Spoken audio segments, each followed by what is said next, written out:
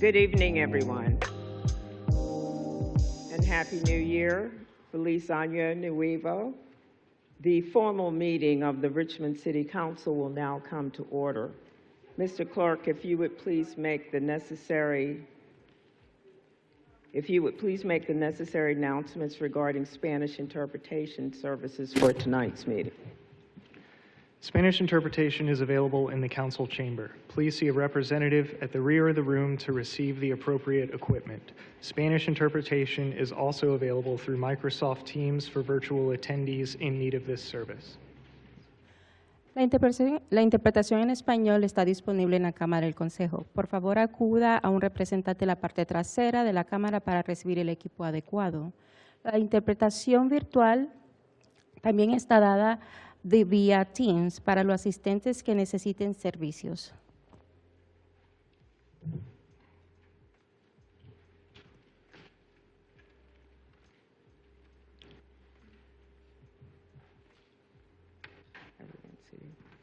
At this time, I would like to ask that you would join me in a moment of silence as I call out the names of the 7 persons who died in just tragic circumstances, pedestrian deaths over the last few weeks. So if you would, please. Rodrigo Sarmiento Barrios, Donald Yachuk, Lauren Michelle Jones, William Johnson Martin, Valerie Smith,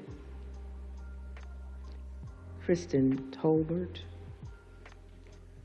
Cornell West.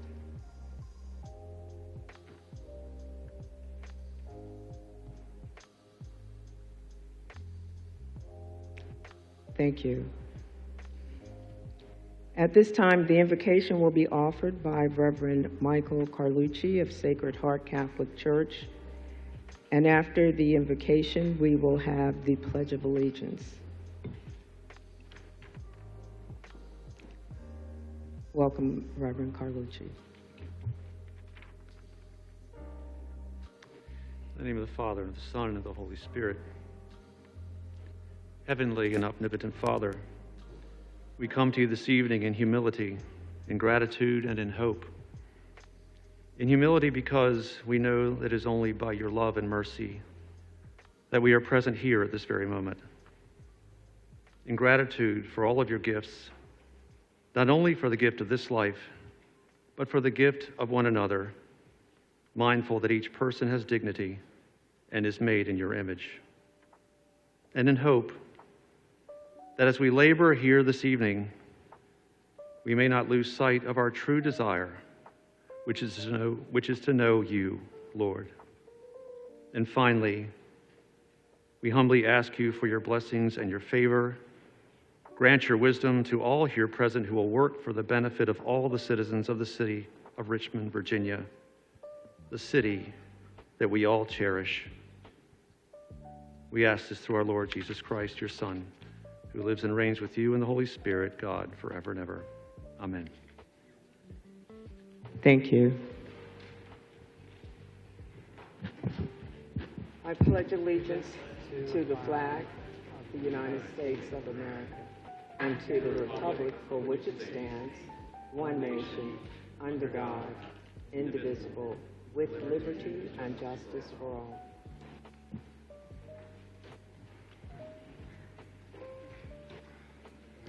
Madam Clerk, if you would please provide the chamber emergency evacuation announcement followed by the public speaker guidelines. Upon activation of the emergency alarm signal, all persons should immediately exit the building. Please use the exits to the left or right front of the council chamber or the east or west stairwell outside the rear doors of the chamber. Do not use elevators or escalators. After exiting the building, security will direct everyone down 9th Street to the assembly area located inside the former public safety building parking lot. Able persons should assist visually and hearing impaired visitors with exiting the building. Citizens wishing to speak during public hearings and/or citizen comment period generally have 3 minutes to speak. Persons appearing before council are not allowed to campaign for public office, promote private business ventures, use language of a personal nature which insults or demeans any person, including comments directed at public officials or staff members that are not related to their official duties, or to address or question staff members directly. All questions are to be directed to the President of Council. Failure to adhere to the guidelines may result in speakers forfeiting any remaining time and further disciplinary actions as necessary, which could include barring from attendance at future meetings of City Council for a period of 6 months. Members of the public who registered in advance to speak virtually will be called at the appropriate time, either during the public comment period or during the public hearing for the legislation on which they signed up to address. And Madam President, all members of council are in attendance this evening except for Councilor Lynch. Individuals standing in the rear of the chamber are asked to be seated where seats are available, and any speakers in the designated overflow area will be allowed to enter the chamber at the appropriate time. Applause is not permitted during tonight's meeting. Thank you. Thank you, Mr. Clerk. Let's proceed with the list of public comment speakers. The first speaker is Carl Vaughn.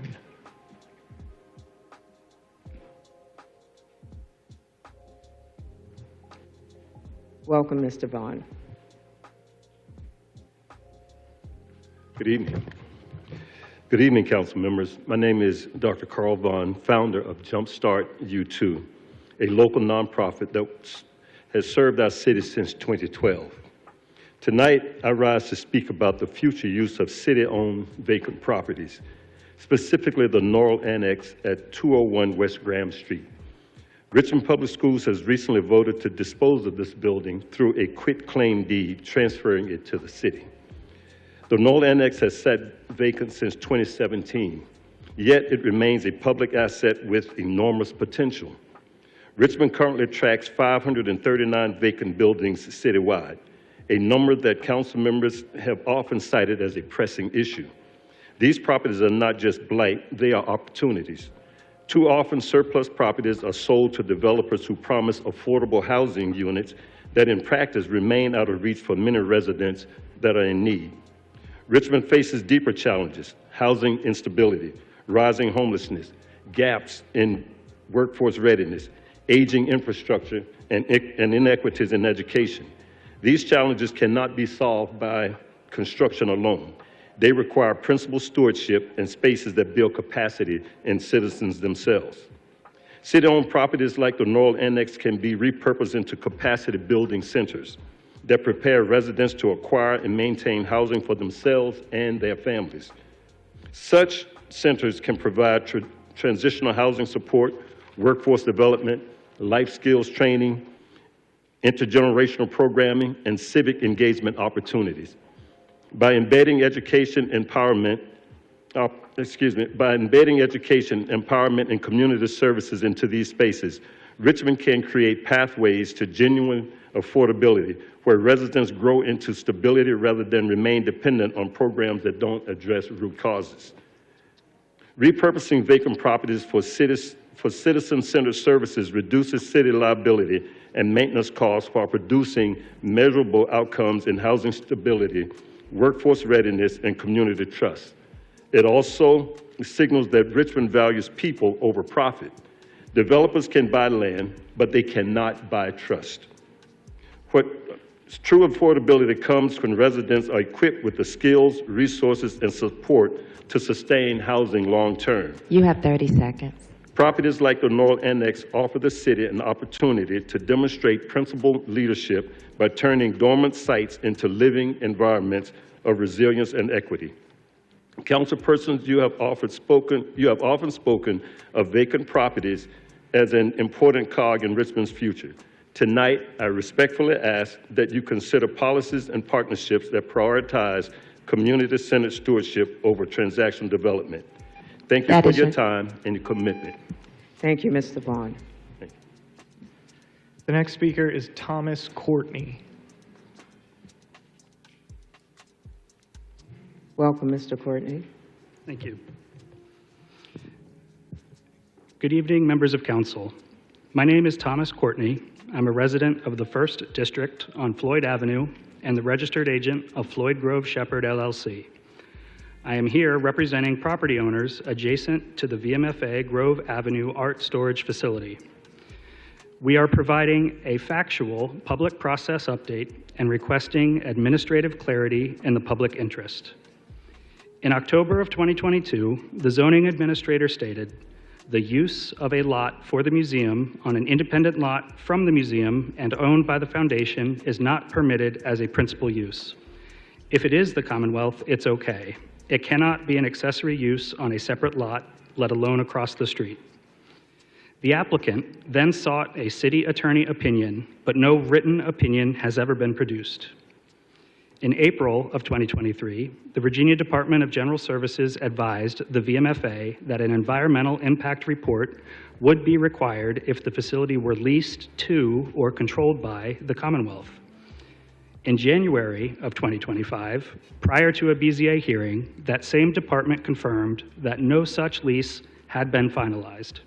Yet, in March of 2025, during proceedings before the Board of Zoning Appeals, the applicant again represented that the facility would be used and occupied by the Commonwealth, even as construction continued. A subsequent inquiry into the Department of Environmental Quality did not identify any environmental impact report having been completed for the storage facility. Because those representations directly affect how the building is classified and regulated under both Commonwealth requirements and the zoning ordinance, Floyd Grove Shepherd LLC submitted a formal request for a zoning confirmation letter in November of 2025, asking that zoning be confirmed based on the actual leasee before any certificate of occupancy is issued. Earlier today, the zoning administrator confirmed in writing that the city is in receipt of that request and fee, but stated that processing is being delayed while the matter is reviewed with the city attorney's office and the planning director. I am not asking City Council to decide zoning questions or intervene in legal matters.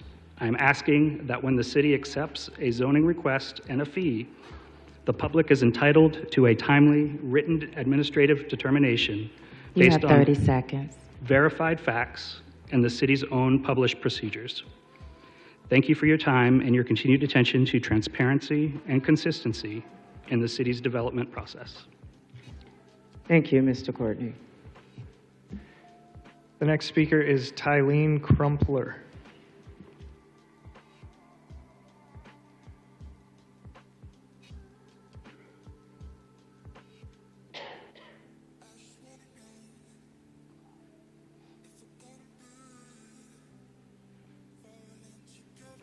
Welcome, Ms. Crumpler. Hi, Ms. Robertson. Ms. Newbell, I'm sorry. My name is Tylene Crumpler.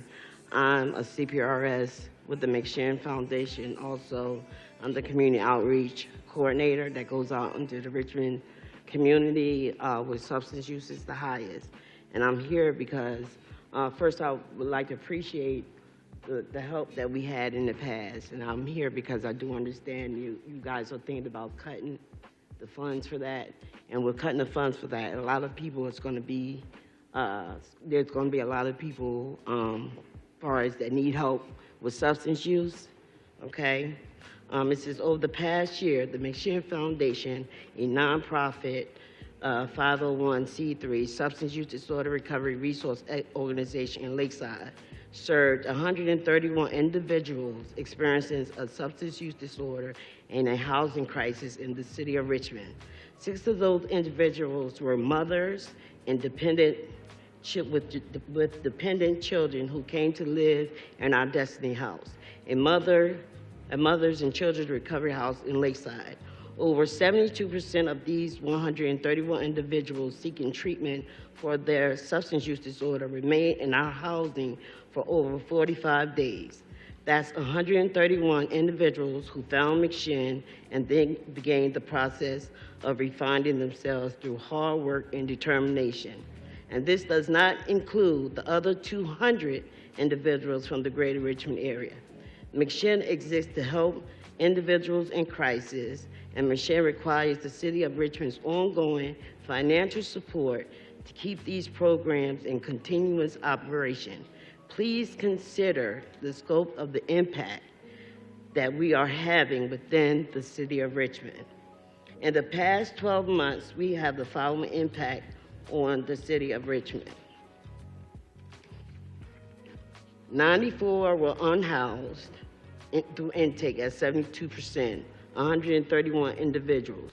Now, if possible, if I could ask you a question, how much money do individuals experience the SUD in addition to housing crisis cost the City of Richmond? Does $150,000 grant to McShane per year save the City of Richmond money? Okay, we have out of those 131 individuals, You have 30 seconds. okay, 75 were men and 45 were women. And what it is when I go out in the community, I build a relationship with people. You know, one experience, they know me personally by stopping me. There was someone that was having an overdose, and they stopped me, and because they know I have Narcan and resources to recovery. So I was able to save a life at that moment, and I'm quite sure I'll be able to save more lives. Thank you. Thank you, Ms. Crumpler. Next speaker is John Luck.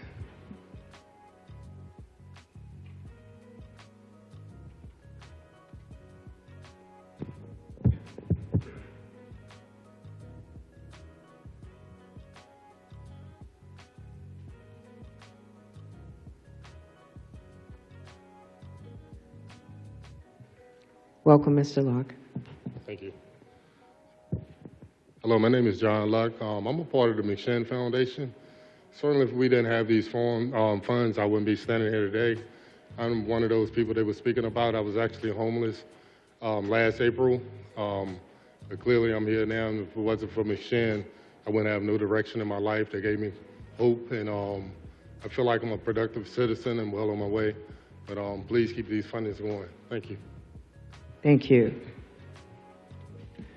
The next speaker is Jason Tucker.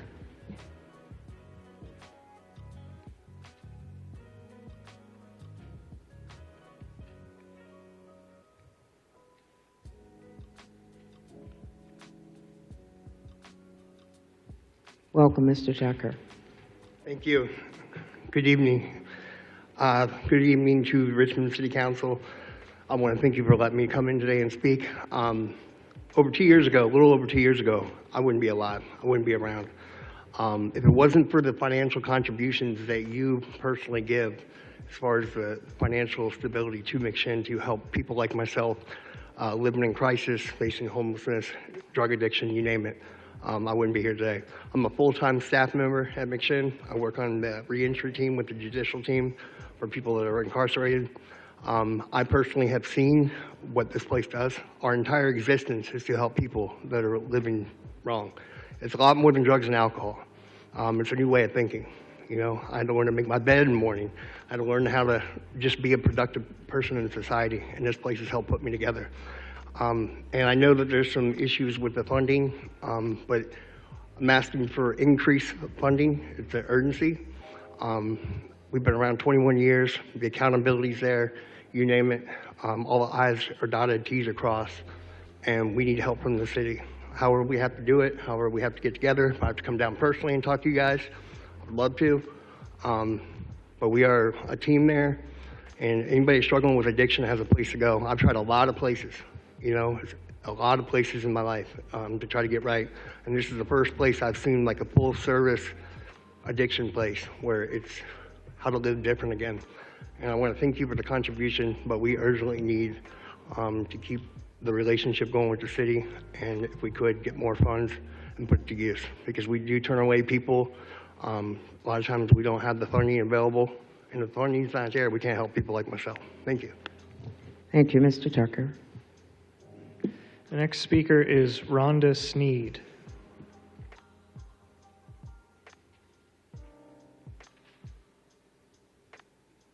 Welcome, Ms. Sneed.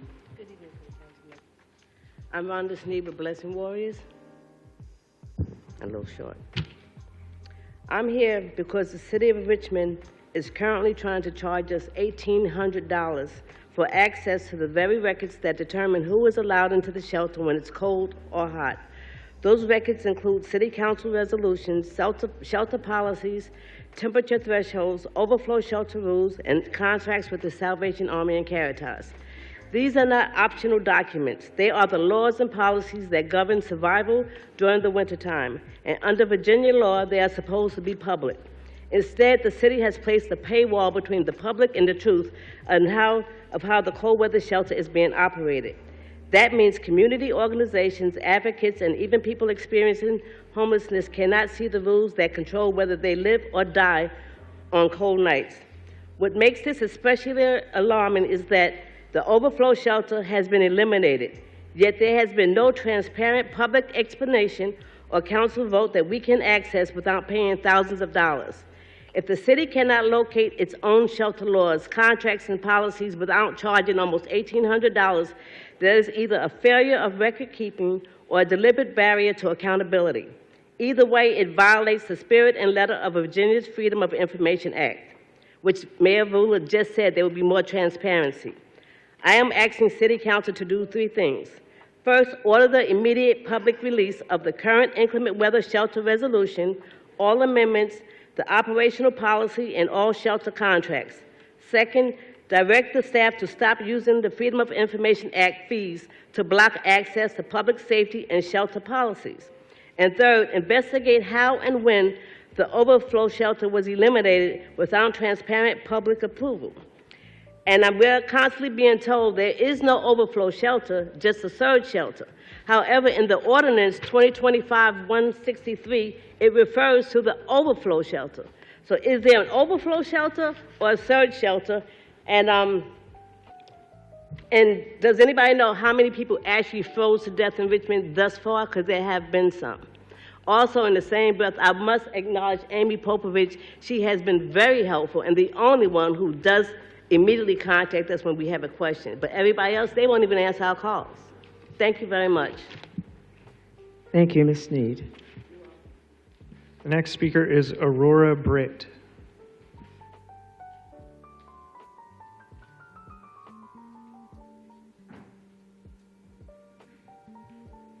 Welcome, Ms. Britt. Hello, Council. I've talked to a few of you about this before, so I am sure that you know what I'm going to say, but I'm here to talk about a contract that the city has with a company called Flock Security. The city has paid nearly $1 million for some of their products, and I have a few comments about that. For one, their security cameras are incredibly insecure. These cameras are able to be accessed by anybody with a laptop and a USB. 404 Media did a study with MIT where they were able to access these cameras in under 30 seconds remotely. There are hundreds of these cameras around the city right now with this vulnerability. There also exists a public website where anybody can access these cameras and 30 days of their data without a password. Right now, somebody can go online, track a car in the city of Richmond and all over the country, and get 30 days worth of their location delivered to their email. All right, there's more. The CEO of this company has made multiple comments claiming that people who make public statements against the company are domestic terrorists. The CEO also sent an unhinged email to the chief of police of Stanton calling his constituents deranged and unstable terrorists. The federal government is currently using these Flock security cameras to track down dissenters in Minneapolis and all over Minnesota, tracking people who go to protests, following them to their homes, and doing door-to-door raids on them. I'm asking City Council to do 2 things: to remove all funding for these cameras from their budget line, and to ask the mayor to cancel the contract, which is up for renewal in 2 months. Thank you. Thank you, Ms. Britt. The next speaker is Beverly Ross.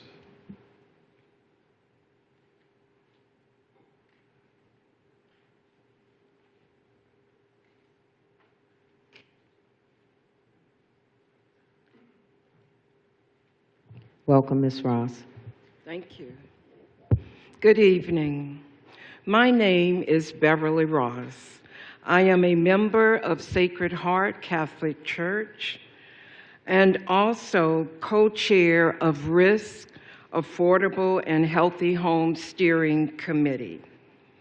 5 years ago tonight, at the first City Council meeting of January 2021, this body voted to adopt Ordinance 2020-214, establishing a dedicated stream of funding for the Affordable Housing Trust Fund. That night should have marked a turning point for our city. We should be looking back over the past 5 years and celebrating all the new affordable housing that was built to meet the needs of our neighbors. We should be celebrating how far we've come towards making Richmond a place where poor and working class people can live in dignity. Imagine where our city could be today if our leaders had followed that law. Instead, tonight we must lament that for the past 5 years, the city has broken its own law. We must lament that the people of Richmond have suffered because of it. The housing crisis is worse than ever. Poor and working class people are being forced to choose between keeping a roof over their heads and food on their tables. All the while, our leaders have had at their disposal a tool that could relieve this needless suffering, a tool that the law requires them to use. I implore you, pick up the tool, do the work, follow the law. Thank you. Thank you, Ms. Ross. The next speaker is Derek Redwine.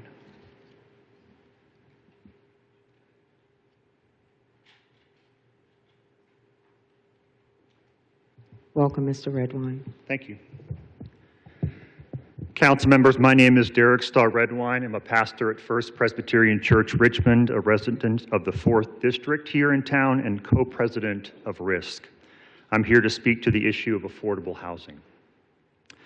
Over the coming weeks, as you consider revisions to the Affordable Housing Trust Fund, legislation this council passed 5 years ago, I want to tell you, you have some work to do to rebuild public trust. For 5 years, a law that centered our most marginalized neighbors has not been followed. For 5 years, funding intended to build deeply affordable housing has been redirected. For 5 years, the promise of Affordable Housing Trust Fund has gone unmet. For 5 years, this city, our city, my city, has not followed the law. And that is simply unacceptable.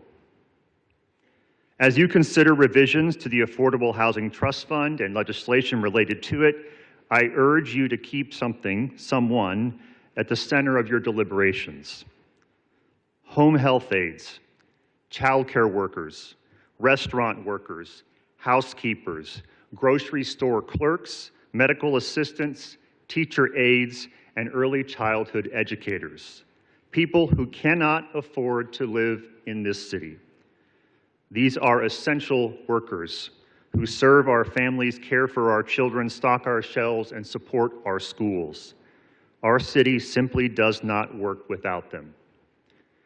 Any revisions to the Affordable Housing Trust Fund that do not address the housing needs of the 37% of Richmond households living on less than $34,000 a year, any failure to meet their need will be a failure of moral leadership. You have a responsibility as leaders in this city to address the housing needs of all city residents. And I believe you have the capacity to do so. Our city has the resources to meet this need. The only question left is, do we have the will? And that is a question that only you can answer. Providing deeply affordable housing for those with the greatest need is not impossible, as some people like to say. It is difficult. And difficult things require courage and imagination, and I believe, I know that each of you have both. You have courage and you have imagination, which is why I look forward to seeing housing legislation in the coming weeks that centers the marginalized, as the mayor promised, and makes the city of Richmond a place we can all afford to call our home. Thank you. Thank you, Mr. Redwine. The last speaker is Brian Prince.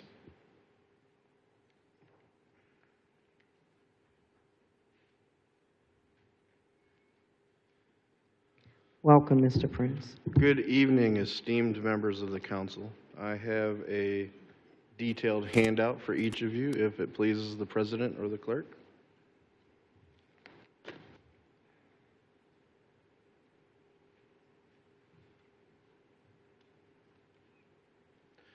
These represent both a problem and a solution.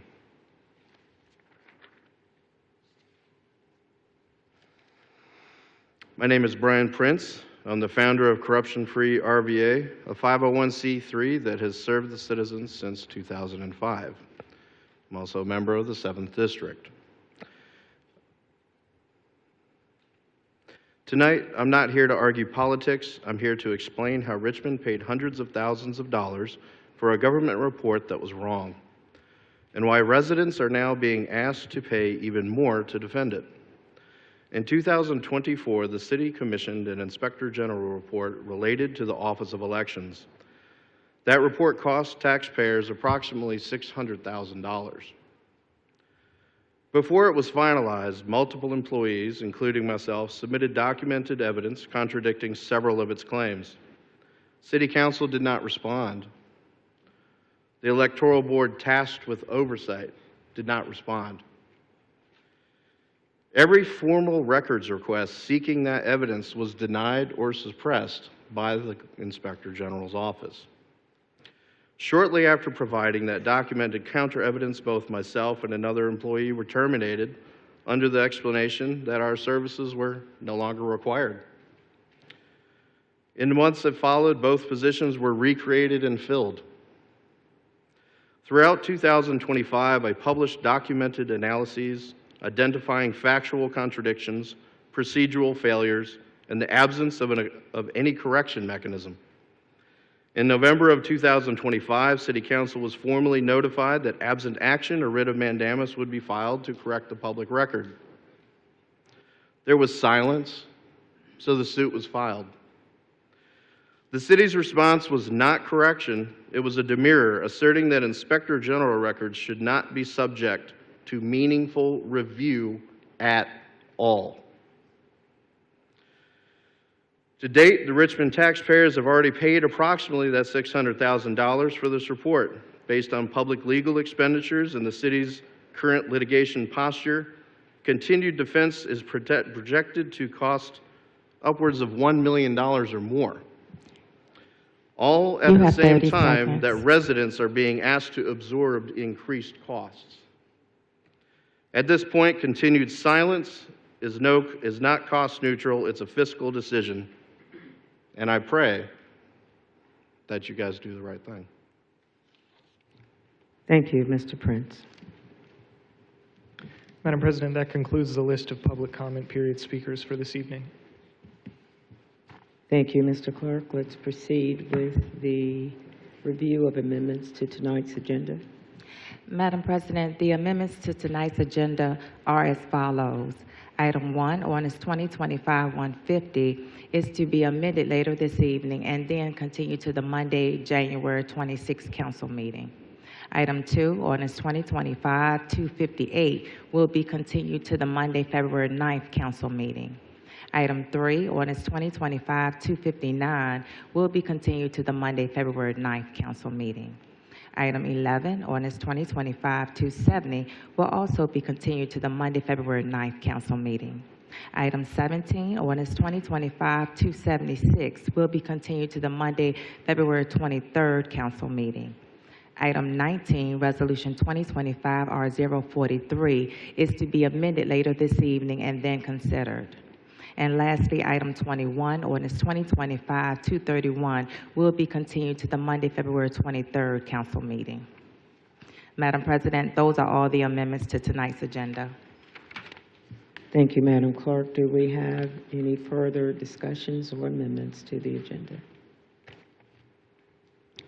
Seeing none, let's proceed.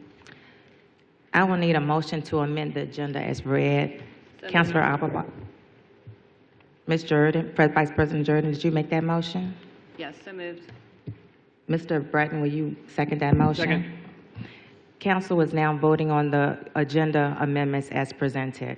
Mr. Breton? Aye. Ms. Gibson? Yes. Ms. Jones? Aye.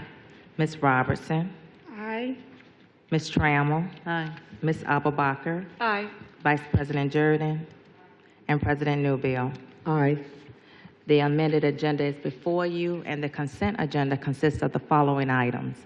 Item 4, ordinance 2025-262. Item 5, ordinance 2025-263.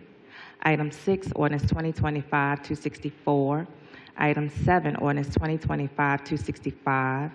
Item 8, ordinance 2025-267. Item 9, ordinance 2025-268. Item 10, ordinance 2025-269. Item 12, ordinance 2025-271. Item 13, ordinance 2025-272. Item 14, ordinance 2025-273. Item 15, ordinance 2025-274. Item 16, ordinance 2025-275. And lastly, item 18, ordinance 2025-277. Those are all the items on tonight's consent agenda. Thank you, Madam Clerk.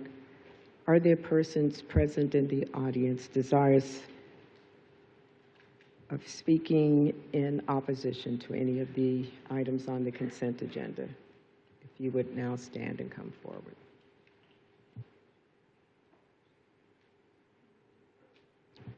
Are there persons present in the audience desirous of speaking in favor of any items on the consent agenda? If you would stand and come forward. Madam Clerk, do we have any virtual persons who've joined us virtually to speak to the No, we consent? did not have anyone to sign up to speak virtually prior to the deadline today. Thank you, Madam Clerk. The public hearing is now closed. Bring it back to council for discussion. Members?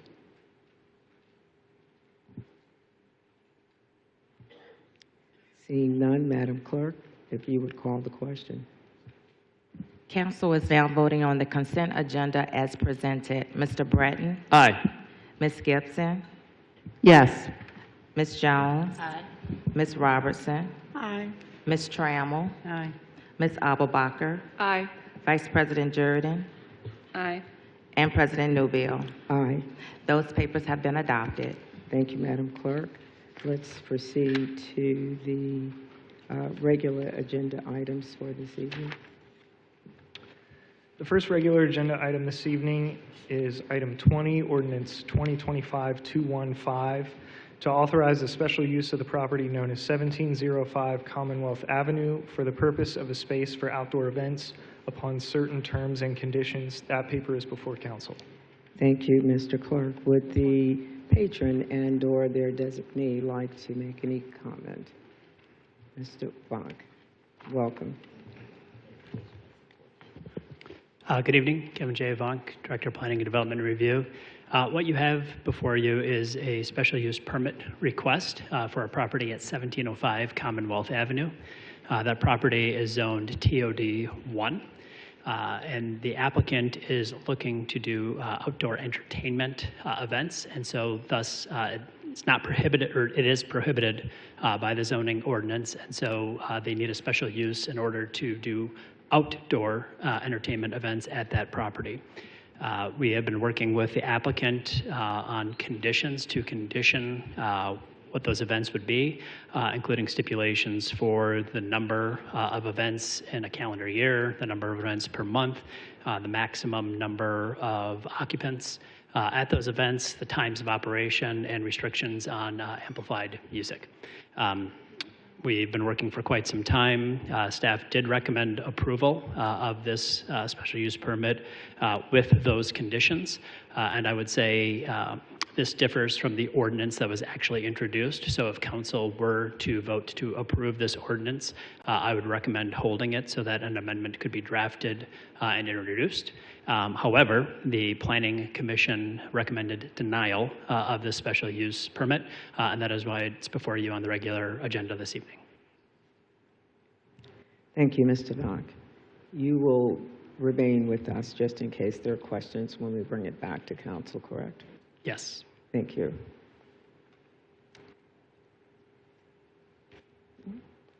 At this time, we will have a public hearing. I would like to get some indication by raise of hand how many persons present are desirous of speaking in opposition to this paper? And then how many present are desirous of speaking in favor? Okay. And so what I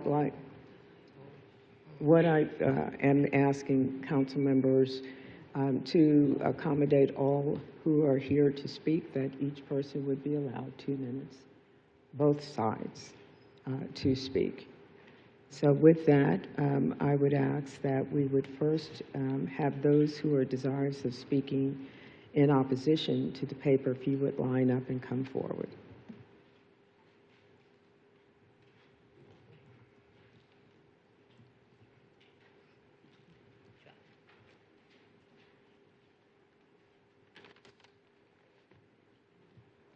Yes, please, if you would come forward and state your name. And my name is Sidney Bragg. Thank you for having us here this evening. My wife Debbie and I have lived at 4408 Fitzhugh Avenue for 43 and 23 years respectively. And we've never had any issues with the businesses behind us, and that's consisted of restaurants, churches, and other things until now. And this issue started when 1705, when Lavender Hill began having loud outdoor events. And that's what's triggered this whole thing. And I want to keep in mind that a loud event doesn't have to be a big event. It can still be loud. So this issue is about noise. It is fundamentally about noise, it's about enforcement, and it's about long-term consequences. Our home is across the alley from Lavender Hill. We're within about 50 feet of it. I look right into their backyard. Their sound comes right into my house, and there's no escaping it. You can't shut the windows and get away from it. You can't converse. You can't watch TV. You can't sleep. You can't do the things you would normally do in your house when one of these events is going on. The loudspeakers that the PA system keeps us informed of what the progress is, so we know all about what's going on there. You have 30 seconds. It's not possible to have a large event there and not meet the noise ordinance. So a couple of quick things. It's too loud, it's too close, there's no way to enforce it. We'll have to enforce it. It runs with the land, so we'll have to deal with it forever. The current zoning is there and is protective of us now, and we should not change the rule to have it less protective of us. That is your time. Thank you. Good evening. My name is Krista Mathis. I live at 4406 Fitzhugh Avenue, which is the rear corner of my property, is about 60 feet from the corner of the applicant's property. I live in that property with my son, who's a 9th grader. His room is at the back of the house, and our experience with the events that have been held at 1705 Commonwealth Avenue for the past couple of years have been that we can hear the music and the discussion, the talking from these events throughout our house, and very significantly in my son's room and in the back of the house. The issue is that the use of the property that's being proposed is just not appropriate within a couple of feet of a residential district, which is the entire purpose, I believe, of the 100-foot buffer zone in the TOD1 district for exterior uses. If there was any way to make this property use feasible, I wouldn't be here. I don't like doing this. It's not the relationship that I want to develop with a small business in my area. We have several small businesses in the area, and the applicant's business, when it is an indoor business, is wonderful. We don't have an issue with it. It is not that we don't want this property used for a business. It is the exterior use of the property that is the problem. There's no way to live with a quality of life in our homes, any sort of peace, if there are going to be outdoor uses of the property. My understanding from the applicant's paperwork is that up to this point, there have been very limited large events. 2 of them, I believe, have been You have over 30 100 people. seconds. And yet, despite that, every event that I have experienced that's been outdoors has been disturbing in my home. So it is not necessarily an issue with the 120 people. It is the issue with outdoor use, with the property using music, and the people just being outside having their event. So thank you. Thank you.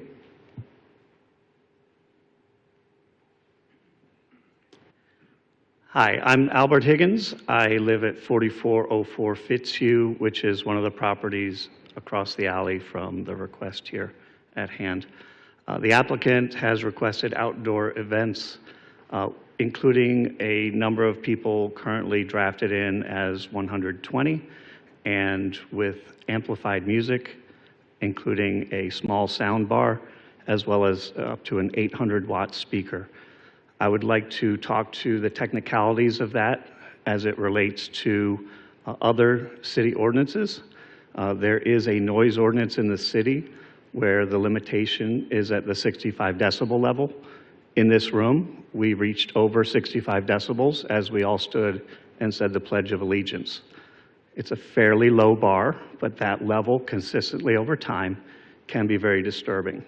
Using an 800-watt speaker, just turned on and amplifying anything, is well over 65 decibels. It's easy to look up those specifications.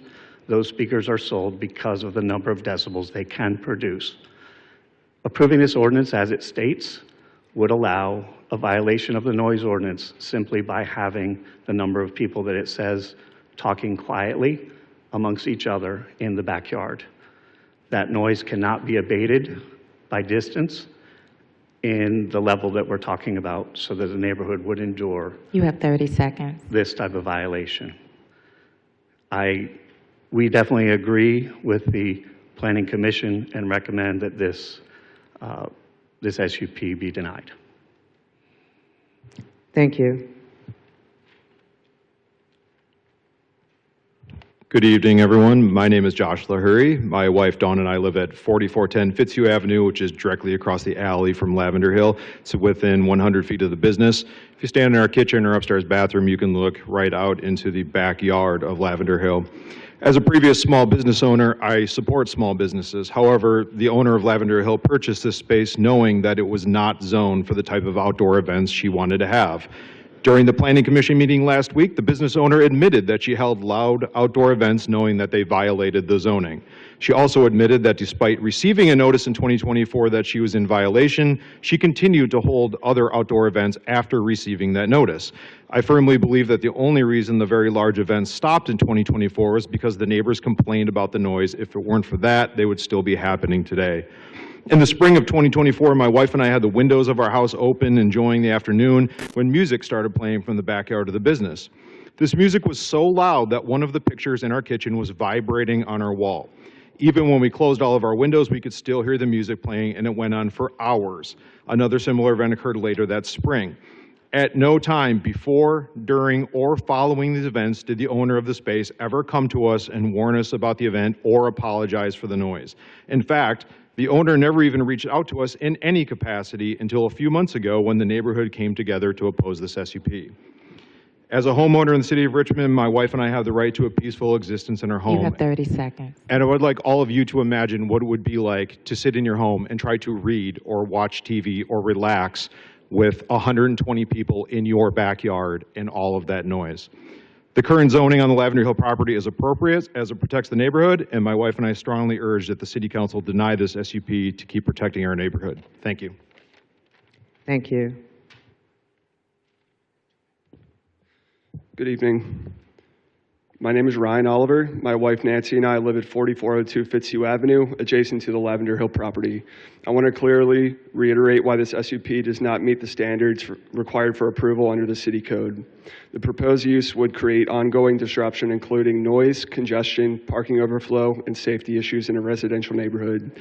My wife and I will be raising an infant child in our home. In our bedroom, which will serve as our nursery, faces the alley behind this property. Allowing frequent outdoor events with amplified sound late into the evening is fundamentally incompatible with family life in a residential area.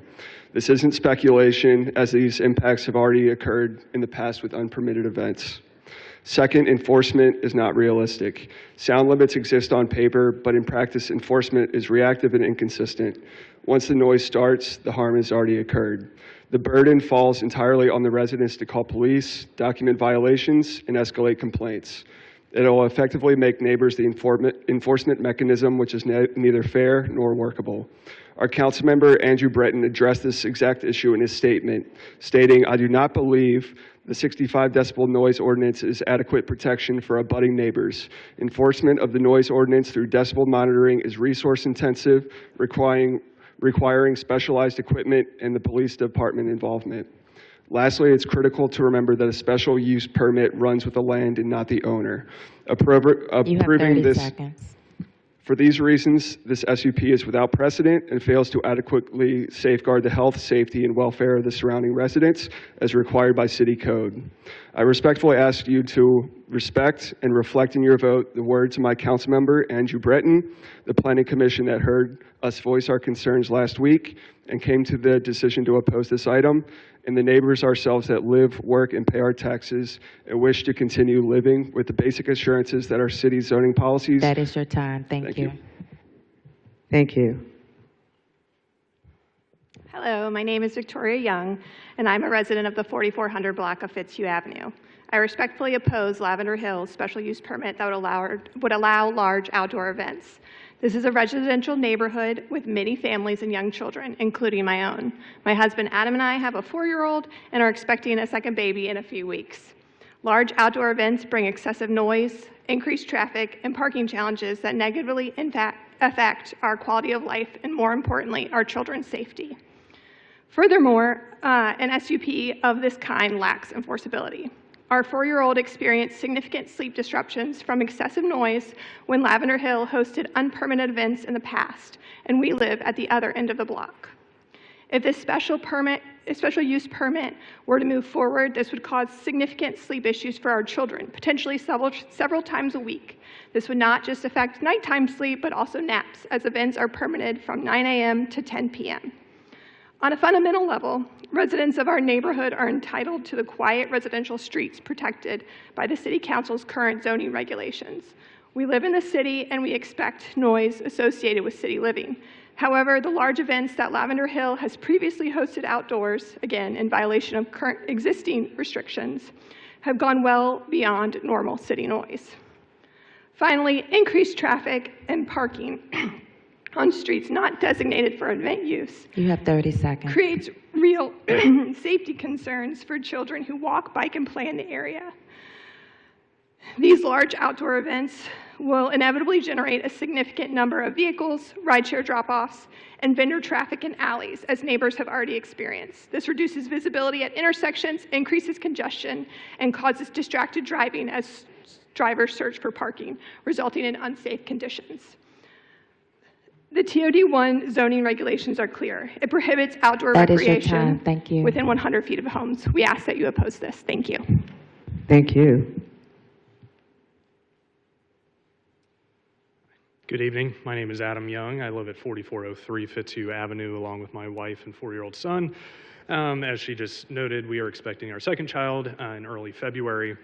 I'd like to echo my neighbor's sentiments in opposing this SUP and ask the City Council to do the same. We are not dealing in hypotheticals this evening. We don't have to guess at how disruptive these outdoor events might be. We have lived it several times, as people have noted, and it's not just a one-time disruption, as folks with young children know. If their sleep is disrupted one night, that carries over and takes them several days to recover, get back on their normal sleep cycle. As this SUP is currently drafted, it allows up to 5 events per month. It doesn't say per week, so that could yield 5 events in a row, 9 a.m. to 9 p.m. with amplified music not ending until 9 p.m. That is an insurmountable disruption to overcome. It would lead to negative effects throughout the neighborhood, and this could also lead to other SUPs for other similarly situated businesses throughout the TO1 zoning district, which could lead to this opening up to you all over and over and over again. And this is not an antiquated zoning ordinance that needs to be updated. Planning Commission and the council took this up only a year and a half ago in July, I believe July of 2024, specifically addressing this very issue, eliminating outdoor events within 100 feet of residential properties. This SUP should not be granted because that protection is there for a reason. It doesn't need to be relitigated this evening. For those reasons and many others, I respectfully ask that the City Council deny this SUP. Thank you. Thank you. Good evening. My name is Vince Lovejoy. My wife Pam and I live at 4401 Fitzhugh Avenue, have for several years. I'm here to ask your opposition to the special use permit. Just as an observation, as one of my neighbors pointed earlier, it is an impossibility to have 120 people together and remain within the compliance of the 65 decibel noise limit. Just now, when I'm speaking, I have a pocket noise meter. We're in excess of 65 with one person speaking. At the last planning council meeting, there was a short break with approximately 30, 40 people in the room. And during that short break, with the number of people speaking at one time, we were at 75 decibels. So it is an impossible situation to maintain compliance. If this special use permit is approved, it will create an ongoing compliance issue and an ongoing enforcement issue that the neighbors will be forced to resolve. So I'm hoping you will vote against this special use permit, and thank you for your time. Thank you.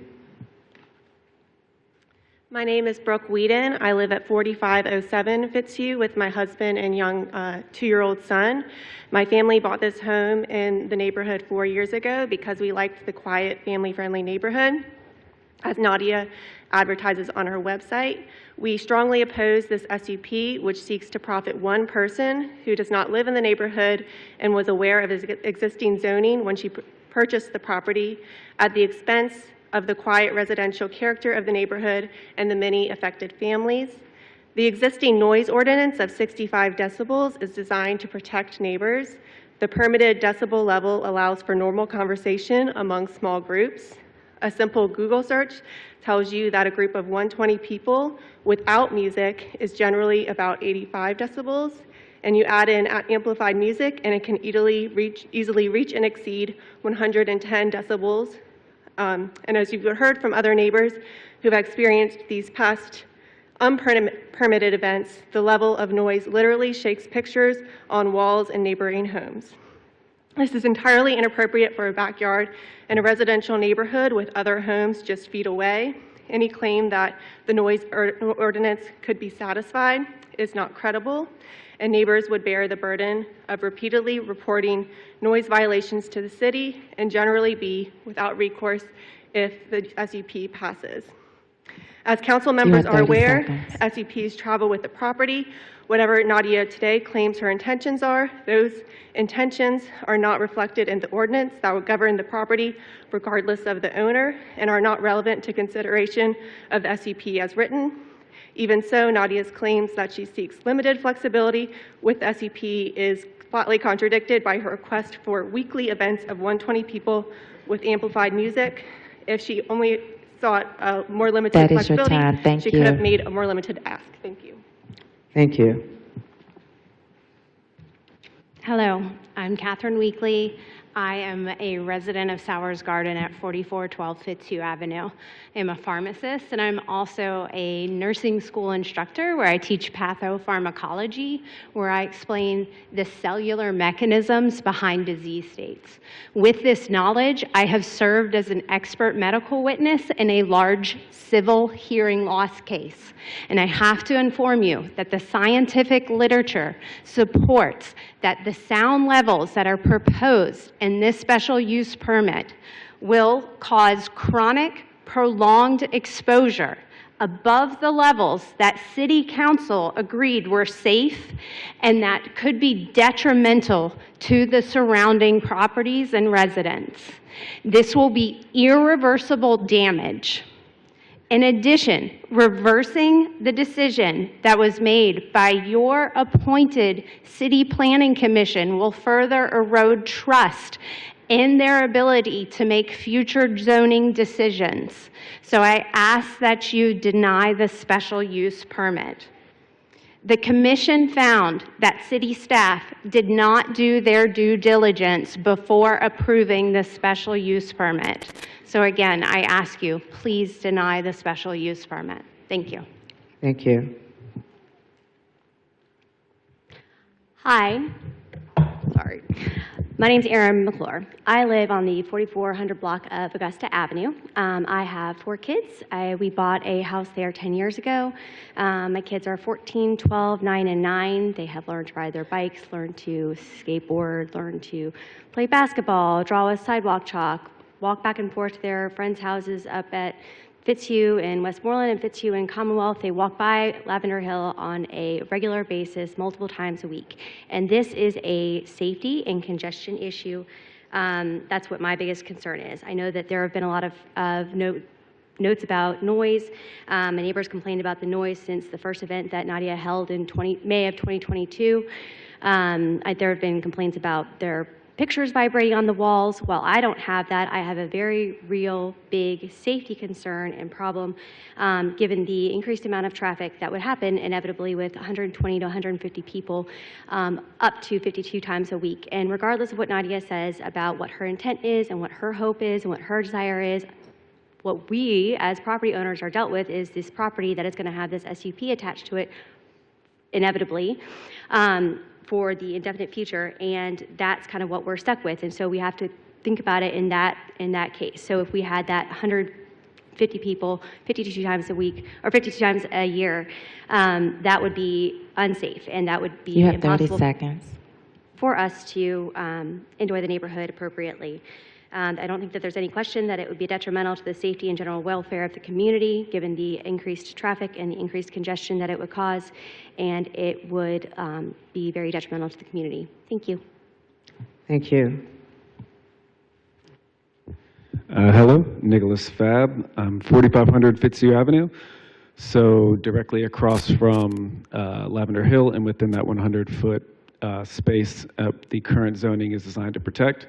And I just want to reiterate what everyone has already said, that the zoning is there to protect our interests. We're the ones who are going to be affected by this the most. No offense to any of the people here in support of Lavender Hill, but none of them are within that boundary of what the area is said to protect. And as Andrew mentioned, it's up to us to decide whether we want to accept that or not. And clearly, everyone has voted against or announced their discussed with it, I guess is the right word. And I also want to reiterate, I'm in a band, so I play live music all the time, and they've had live bands and live DJs, and it gets loud. That's why we wear in-ear monitors, because you can't hear anything, because the sound travels, especially when you're outside. I mean, it's crazy how much the sound goes everywhere, and so think of having that in your backyard every week or multiple times a week during the month. So I don't want that to have to deal with that, and I know everyone who's in that space doesn't want to deal with that. So thank you, and I hope that you respectfully decline the thing. Thank you. Thank you. I'm Rachel Fab, 4500 Fitzhugh with Nicholas, and I reiterate everything that everybody else has said. There's a reason cities have put in rules for loudness, because studies have been done and they know what is safe. Loud noises can cause stroke, they can cause heart attacks, and it's bad for the environment, for people, and for pets. And we've got people that are having babies. I'm a lactation consultant, and I know how important it is for a baby to have quiet during the day, and for the mother. Babies shut down. They do not feed. They do not thrive in a loud environment. We are a neighborhood. I purchased my house 13 years ago. The price has doubled since I bought it. My taxes have gone up exponentially. I'm a taxpayer of this, and I feel like we all are. We have a stake here. We've been here a while. Our other concern is safety. Many times I pull out and I'm worried that I'm going to be hit, or people fly down Commonwealth Avenue. They don't look for people. They don't look for cars. It's going to be nighttime, people getting out. Maybe they've been drinking. And then you've got somebody flying down Commonwealth, and you're going to have another accident in Richmond. We've already had, 7 people killed by cars this year. You can't see when you've got cars parked everywhere. It's hard to see. Can you pull out? Can you not pull out? Somebody walks out, could easily be an accident. But this is our home. We live here for a reason. We wanted Mary Munford Schools. It's a great school district. People want to live there, but if you've got that noise, you cannot live there, and we bought it to have peace and quiet. You have 30 seconds. I just hope that you all listen to the people who live here and not people who are here to support a business that came in knowing what the zoning was and wanted to change it. Thank you all so much. Thank you. Madam Clerk, do we have any persons who've joined us virtually desirous of speaking in opposition to this paper? We do have one virtual speaker who signed up. Christine Smetna.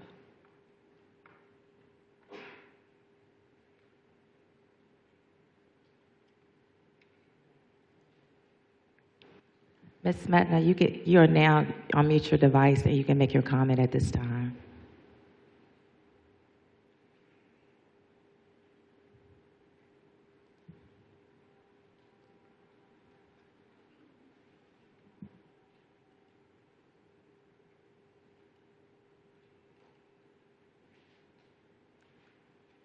Ms. Smetna, I believe you can unmute your device at this time and provide your comment.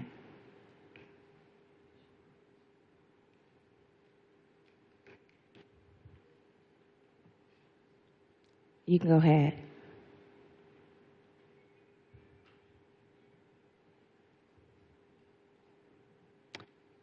Madam President, at this time, it looks like she's having some issues. You can move on to the support, and then we can come back to Ms. Smetna and see if we can get her device fixed. Okay. All of those persons present desirous of speaking in favor of this paper, if you would come forward.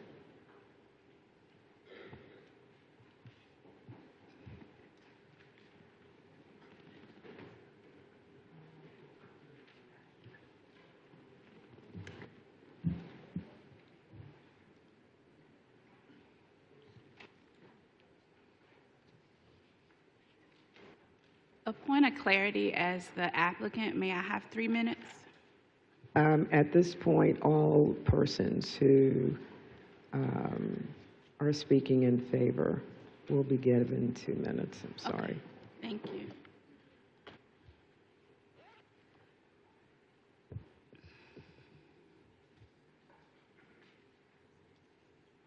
I'm Nadia Anderson, a CPA and certified wedding and event planner with 25 years experience.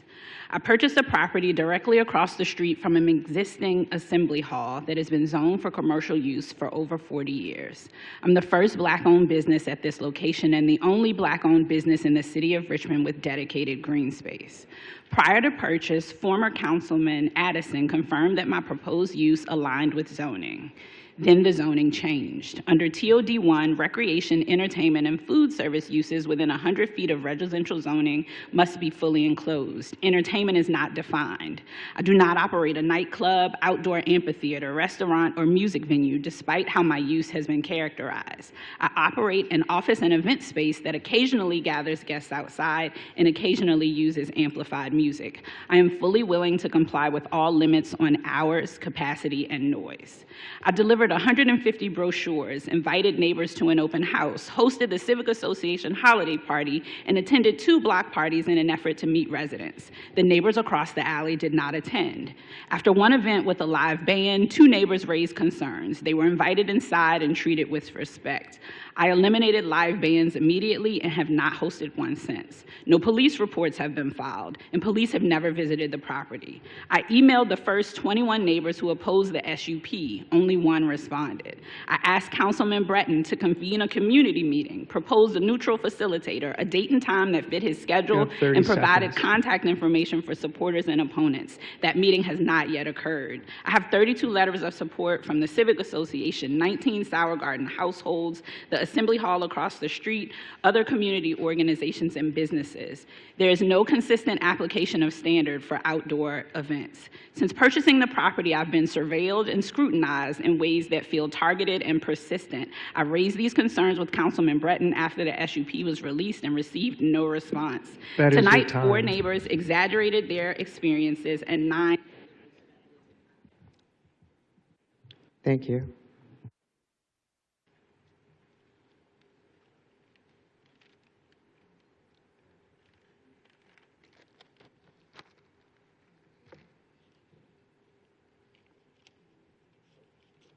My name is James Henry Harris.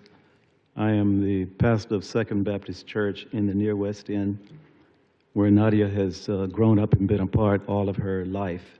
In thinking about this issue, I remember in 1998, civil rights attorney, member of this council, former mayor Tim Kaine, served as lead counsel for the plaintiff's Housing Opportunities Made Equal Home versus Nationwide Insurance Company in a discrimination lawsuit right here in Richmond because of redlining designed to keep blacks out of certain neighborhoods.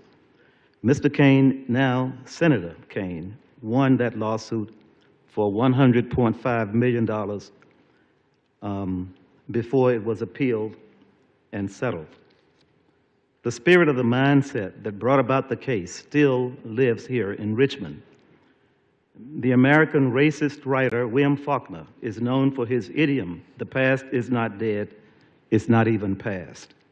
While Richmond has made some strides in the right direction, she is still struggling with a shameful and racist past, a past that fought against desegregation in housing and in public education, a past where the residuals of the slavocracy are still domiciled in certain neighborhoods, a past that continues to reflect Richmond as the capital and former capital of the Confederate South. You have 30 seconds. Nadia, a quiet, almost demure black woman, raised in Richmond, went to its public schools, and graduated from the Darden School of Business at the University of Virginia. A certified public accountant and event planner, as she said, just trying to be a productive citizen and black businesswoman in this city, her own hometown. I used to believe that American poet Robert Frost's poem, Mending Wall, and his trope, good fences make good neighbors. That is your But now time. I realize that not even fences can create or make. Thank you.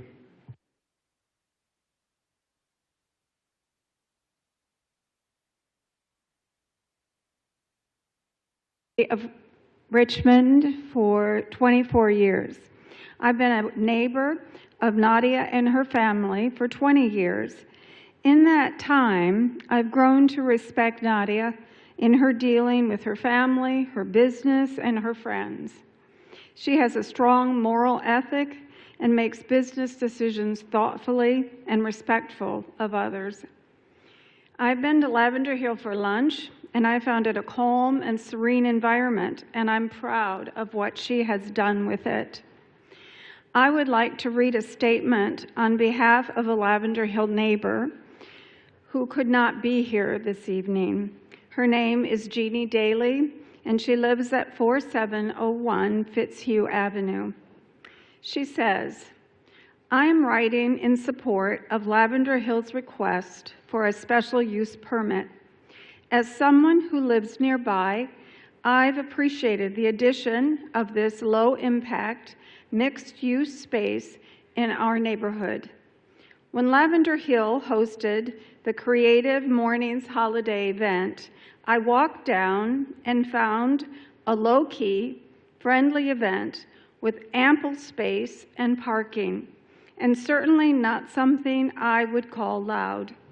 There was a food truck, coffee, and fire pits, much like events hosted by our neighborhood associations. While I recognize this You have 30 request seconds. would expand on events like that, I'm disheartened by the outcry about their application. The concerns all seem to assume the worst and to feel out of line with what one should expect living within a block of one of our city's major thoroughfares. My hope is neighbor concerns can be considered in the permit while still allowing a young, Black-owned business to beat the odds and make That it is your past time. those Thank you. Thank you. Good evening. My name is Tony Hamlin, and I am here to speak on behalf of Lavender Hill. On Friday, May 30th, I rented the property to host my daughter's graduation party. The event was held from 4 p.m. until 9 p.m. There were approximately 75 guests. We utilized both the indoor and outdoor spaces. The outdoor space was tented and designed for guests to eat and was set for 50 people. The indoor space was designed for the keyboard player and my daughter for her performance, which was done in 3 sets of 30 minutes. In between each set was a DJ who played music for listening enjoyment, as there was no dance floor. The music was low enough for guests to converse without yelling. At no point did any of my signage or decorations rattle or fall off of the stands. Around 8 p.m., approximately 30 guests were still in attendance. About half of those attendees moved inside due to the rain. The owner of Lavender Hill was very conscious of making sure that her neighbors were not disturbed, so measures were put in place, such as inviting guests on a rotating basis and encouraging carpooling, utilizing rideshare services, and using available spaces near the property. At no point were police ever called. At no point did any neighbor come by to say that there were any disturbances. Everything went smoothly with no disruptions. Thank you. Thank you. Good evening. My name is Erin Brawford. I am a resident of the City of Richmond and also a business owner. I've participated in business events and facilitated some of my own small meetings and events there at the facility and have very much enjoyed the hospitality Nadia shared. I'm going to be reading a statement this evening on behalf of someone who was not able to be here tonight. So I will be representing a woman called Chandra Lipford. Good evening. My name is Chandra Lipford, and I am submitting the statement in support of Nadia Anderson, the owner of Lavender Hill. While visiting in Richmond, I attended a Movie on the Lawn event at Richmond Hill in June of 2024. Based on my firsthand experience at this event, there was no excessive noise. The event was orderly, the noise levels were consistent with what one would reasonably expect from a small gathering, and at no point did the event feel disruptive to the surrounding neighborhood. I did not observe any traffic issues or congestion on the streets near the property. Parking was well managed, and I did not park in front of any neighboring homes or obstruct access in any way. The yard was not overcrowded. There was sufficient space for all attendees to move comfortably and the gathering never felt unsafe or unmanaged. At no time was I concerned for my personal safety or the safety of others in attendance. The property was clean and welcoming with a lush lawn. Overall, the event was calm, respectful, and appropriately managed. Based on what I personally observed, the allegations of excessive noise, overcrowding, traffic problems, or public safety concerns do not accurately reflect the reality of the event. On the contrary, it was an engaging event fostering community enjoyment and engagement. Thank you for your time and consideration. Thank you.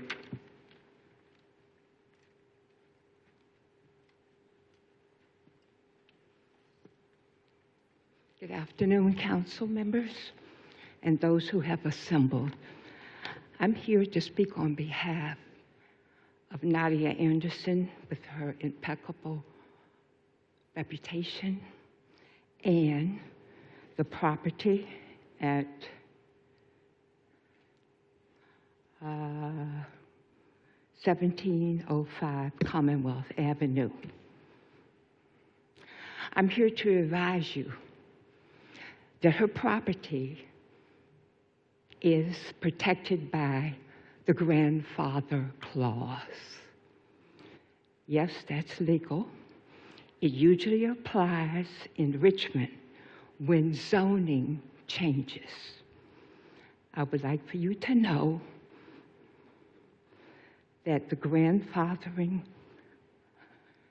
clause allows properties that legally existed under old rules to keep operating even if new zone laws prohibit that use, preventing forced demolitions of changes. Yes, this is legal. This is the official term. Grandfathered property means its use was lawful. You have 30 seconds. When established, but doesn't match current zoning laws. Consider this property under grandfather clause. Can you state your name for the record? Janith, that's spelled Janith, Libron, Libron. Thank you. Thank you.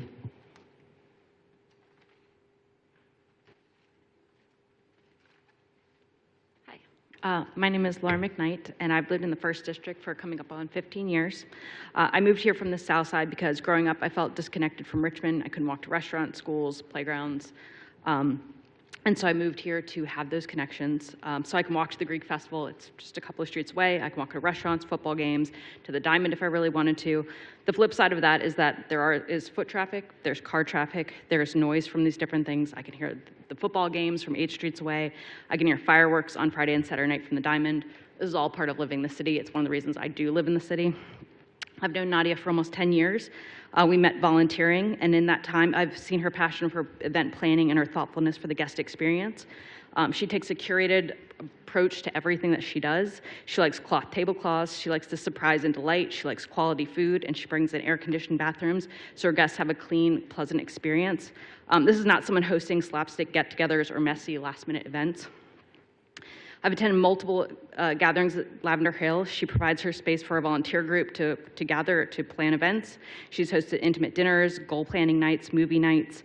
I've attended one of her bigger events, which was a wedding, which was beautifully done and open and spacious. I've attended and helped her movie nights.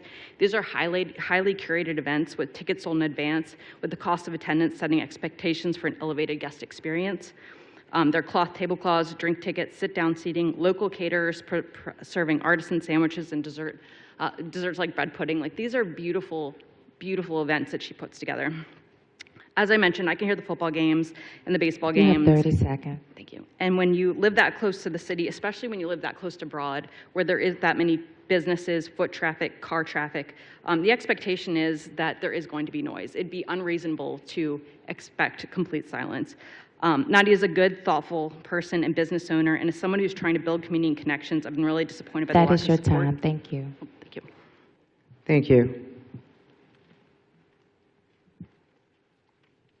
My name is Christina Dick, and I am here to read a letter on behalf of Patricia Bradby Moore, who couldn't be here this evening.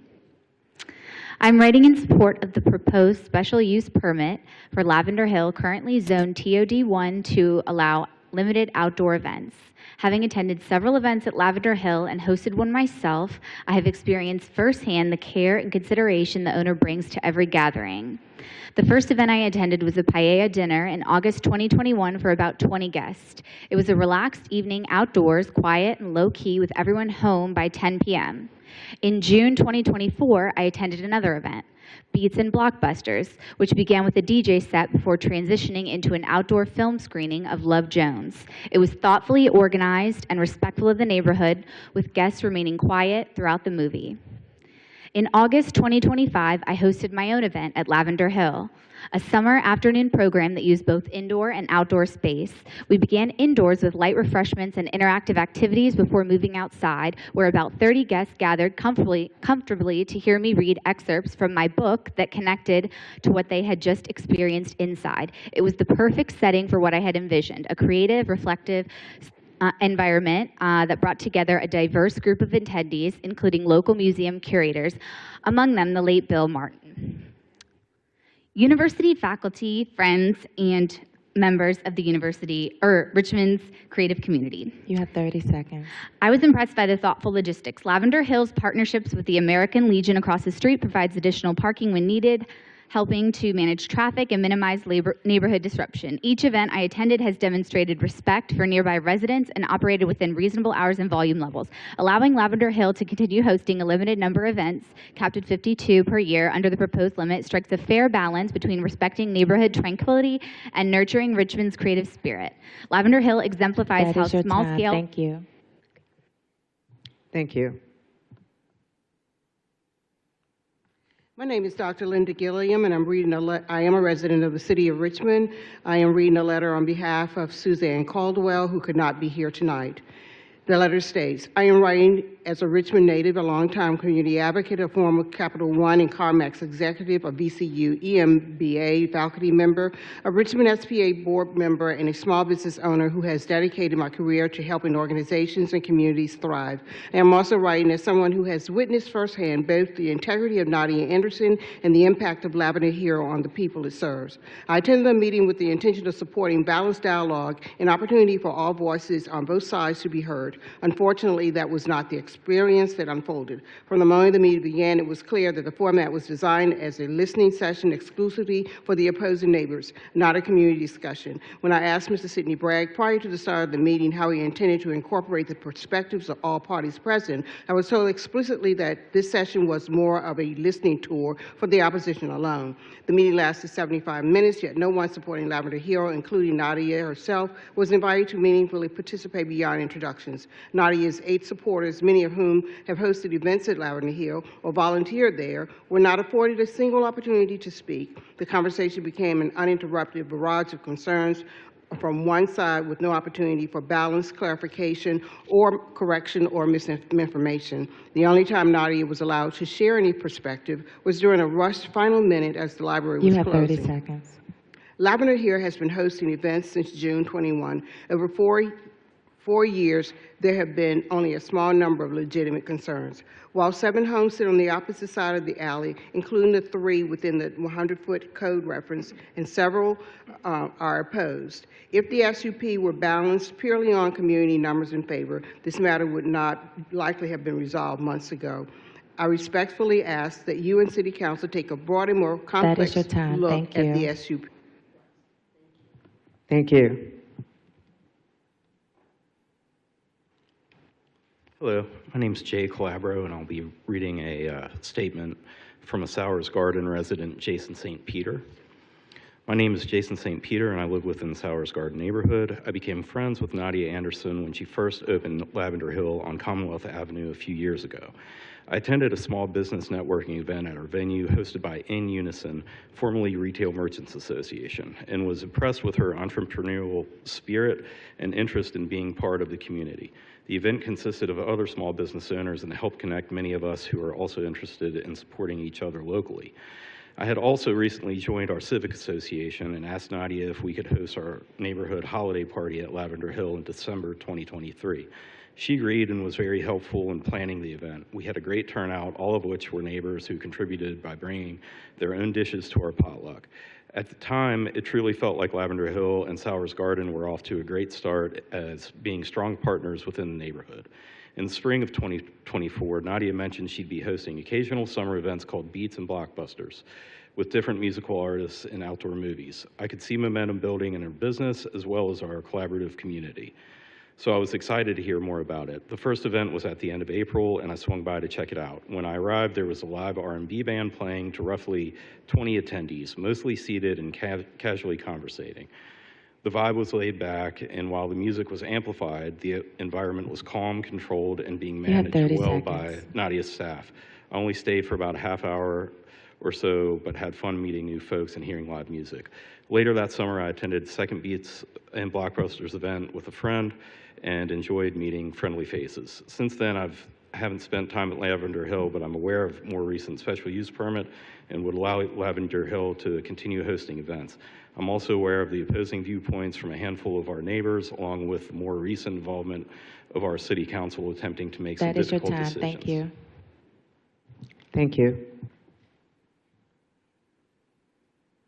Good evening. My name is Gwendolyn Whiting, and I am a longtime since Nadia's childhood, been an auntie, a supporter, and a mentor. I'm here to serve today to read from another supporter whose flight did not land in time.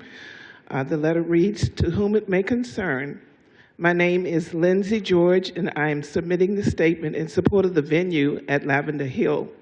I share my perspective as both a resident of a nearby city and a community leader who organizes Creative Mornings Richmond. I have attended several events at Lavender Hill over the years and feel it is important to speak to what I have personally experienced.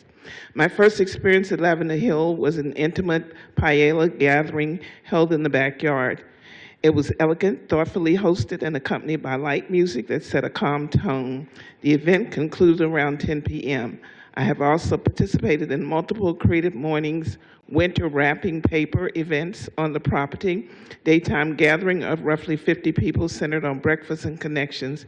These community-focused events felt entirely appropriate for a residential setting. I have also attended 2 evening events that included live music. One hosted approximately 40 guests and ended around 10 p.m. These were ticketed, intentionally curated gatherings, not open-ended parties. The cost of attendance set clear expectations for behavior, and the events were well managed with defined start and end times. You have 30 seconds. At no point did I witness excessive noise, congestion, safety concerns, or confusion. What I observed were respectful guests enjoying a thoughtfully planned evening. During one event, I did witness a neighbor entering the property and confronted those present. I want to acknowledge that living near an event space can be challenging, and I understand that frustration can arise when neighbors feel impacted. At the same time, that interaction did not feel rooted in constructive or good faith dialogue. That is your time. Thank you. Thank you. Good evening. My name is Bernadette Anderson, and I'm Nadia's mom. I raised Nadia to be respectful, honest, kind, and loving, not only to the family, but to others. She has exceeded my expectations. Nadia has traveled to different venues and developed a love for planning and hosting special occasions. She's also the head of special event planning for Virginia Union University. I attended the outdoor events in 2024 that had live bands. I wear a hearing aid, and I didn't have difficulty hearing or speaking with other guests while the band was playing. The sound level was not disruptive or loud enough to interrupt conversations with friends and family. After her neighbors expressed concern about the sound of the band, Nadia stopped having bands. She also hosted my husband's birthday party, and the noise level was the same as previous outdoor events. I attended a meeting with the neighbors on November the 12th. For 90 minutes, many neighbors made comments that were unjustified. They interrupted my husband when he was speaking and did not allow Nadia enough time to speak at all. This made me wonder why the police were never called and how the neighbors measured the degree of noise. You have 30 seconds. Many of the comments made express fear of what might happen, but their concerns and comments are not supported by evidence. This situation has caused Nadia a lot of stress over the past 2 years. Nadia has lost money in being able to host outside events, and the false statements have put a strain on her that is a tremendous burden. Council members, I respectfully request that you follow an objective, evidence-based review That is your of the time. facts. Thank you. Thank you. Thank you. My name is McDaniel X. Anderson. I'm Nadia's father. I greet you with the greeting words of peace. Assalamu alaikum, which simply means peace be unto you. I graduated from Virginia State. I'm currently teaching in Richmond Public Schools. Nadia was raised to be a law-abiding citizen with respect for rule of law, compliance and integrity, civic responsibility, participation and service, social ethics, and self-discipline. This is a family business, not a corporate enterprise. I had my 73rd birthday anniversary celebration at Lavender Hill, May the 19th, 2024. Nadia is present at each event, and I currently help her set up and clean up at all the events. The business model that Nadia created wasn't considered when the zone ordinance was written. She is not operating an entertainment venue, such as outdoor amphitheater, a nightclub, or a concert hall. Land use decisions are not intended to resolve discomfort with change. Much of the opposition expressed fear of what might happen, noise and disruption, but those concerns are speculative and not supported by evidence on record or by comparable uses or in a business plan. Several comments reference neighborhood character respectively. Character is not defined by assumptions about future guests or by who owns the property. The noise ordinance already provides tools such as time limits and decibel levels to address impacts as they occur. Nadia demonstrated responsiveness to the neighbor's complaint after she made adjustments. While no comments reference racially explicitly, I do want to note for the record that decisions based primarily on generalization, fear can unintentionally result in unequal application of rules. In a landmark case, if the glove don't fit, you must acquit. Thank you. Good evening. My name's Horace Anderson. I had the pleasure to attend my brother's 73rd birthday celebration on Sunday, May the 19th, 2024, with my wife and grandson at the Lavender Hill Event Center. I enjoyed the celebration. There was no traffic or congestion on the streets surrounding the event. I parked on a side street about a block away so as not to park in front of any of the neighboring residents. There was no excessive noise or loud music playing, and the yard was not overcrowded. I enjoyed talking with friends and former coworkers sitting at my table. No one had to raise their voices to speak or struggle to hear the conversations. I never had any concerns about my safety or the safety of others attending the celebration. I am sure that Nadia wants to be a good neighbor and not be a problem. She is asking for the same objective, evidence-based review any property owner is entitled to under the code. She is asking to follow the noise standard that has already been set. I pray that you will search your hearts and that you will come up with a solution that will benefit both parties. Thank you.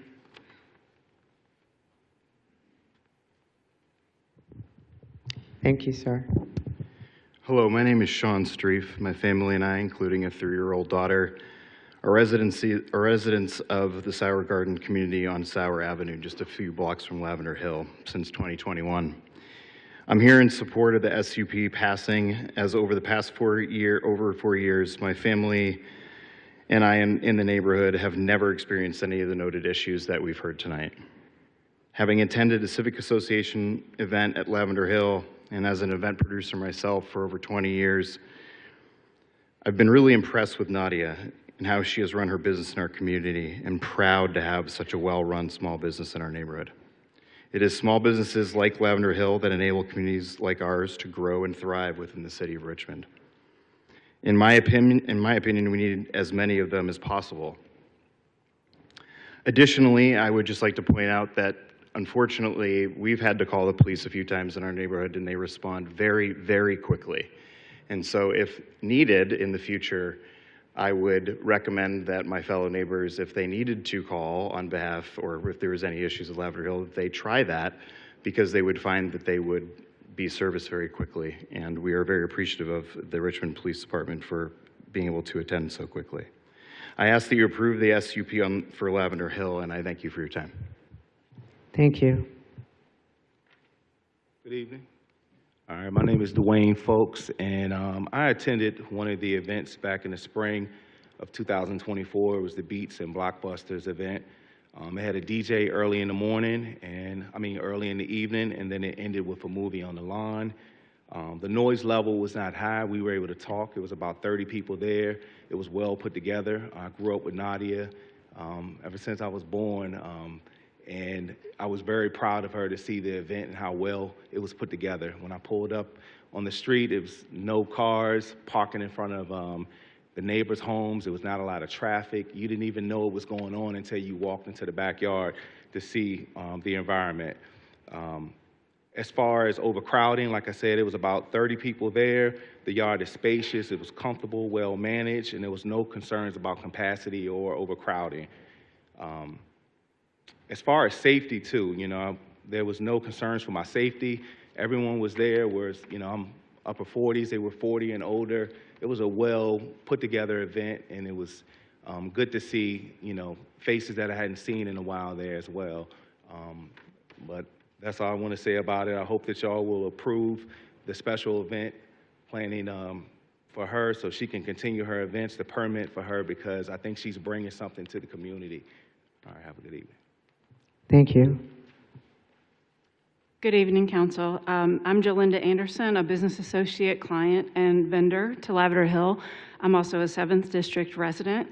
My wedding reception was held at Lavender Hill during the daylight hours on May 15th from 12:45 to 4:30 p.m.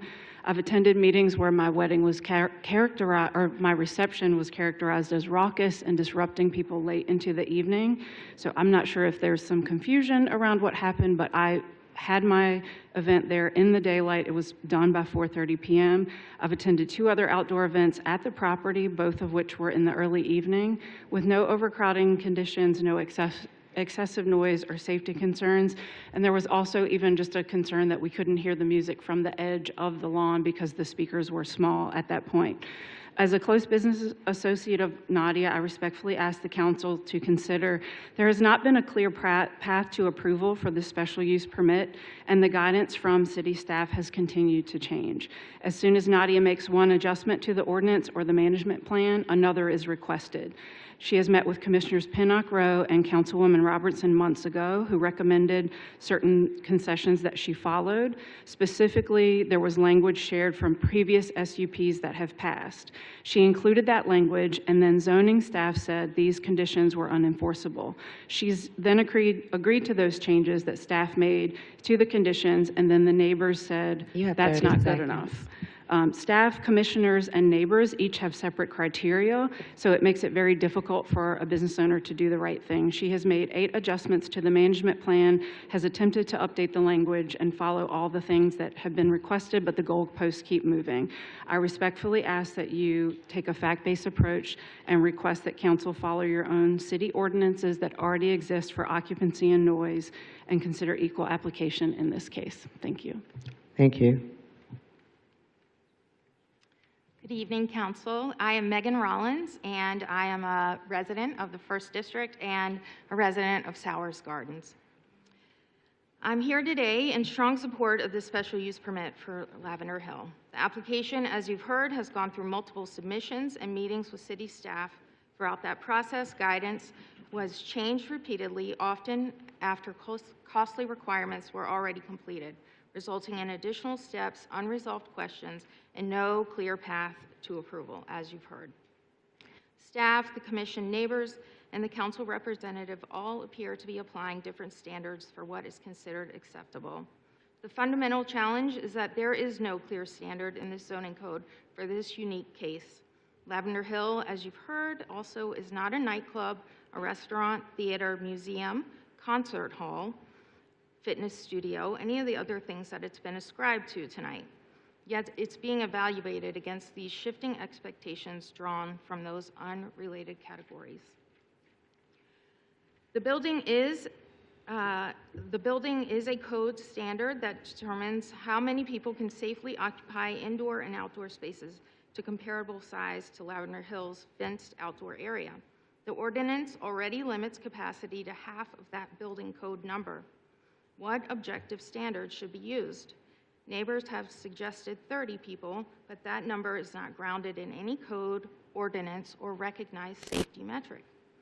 It's also been suggested that this is a residential location. I want to remind folks that Lavender You have Hill 30 seconds. is in a commercial zone, and it is also a commercial building.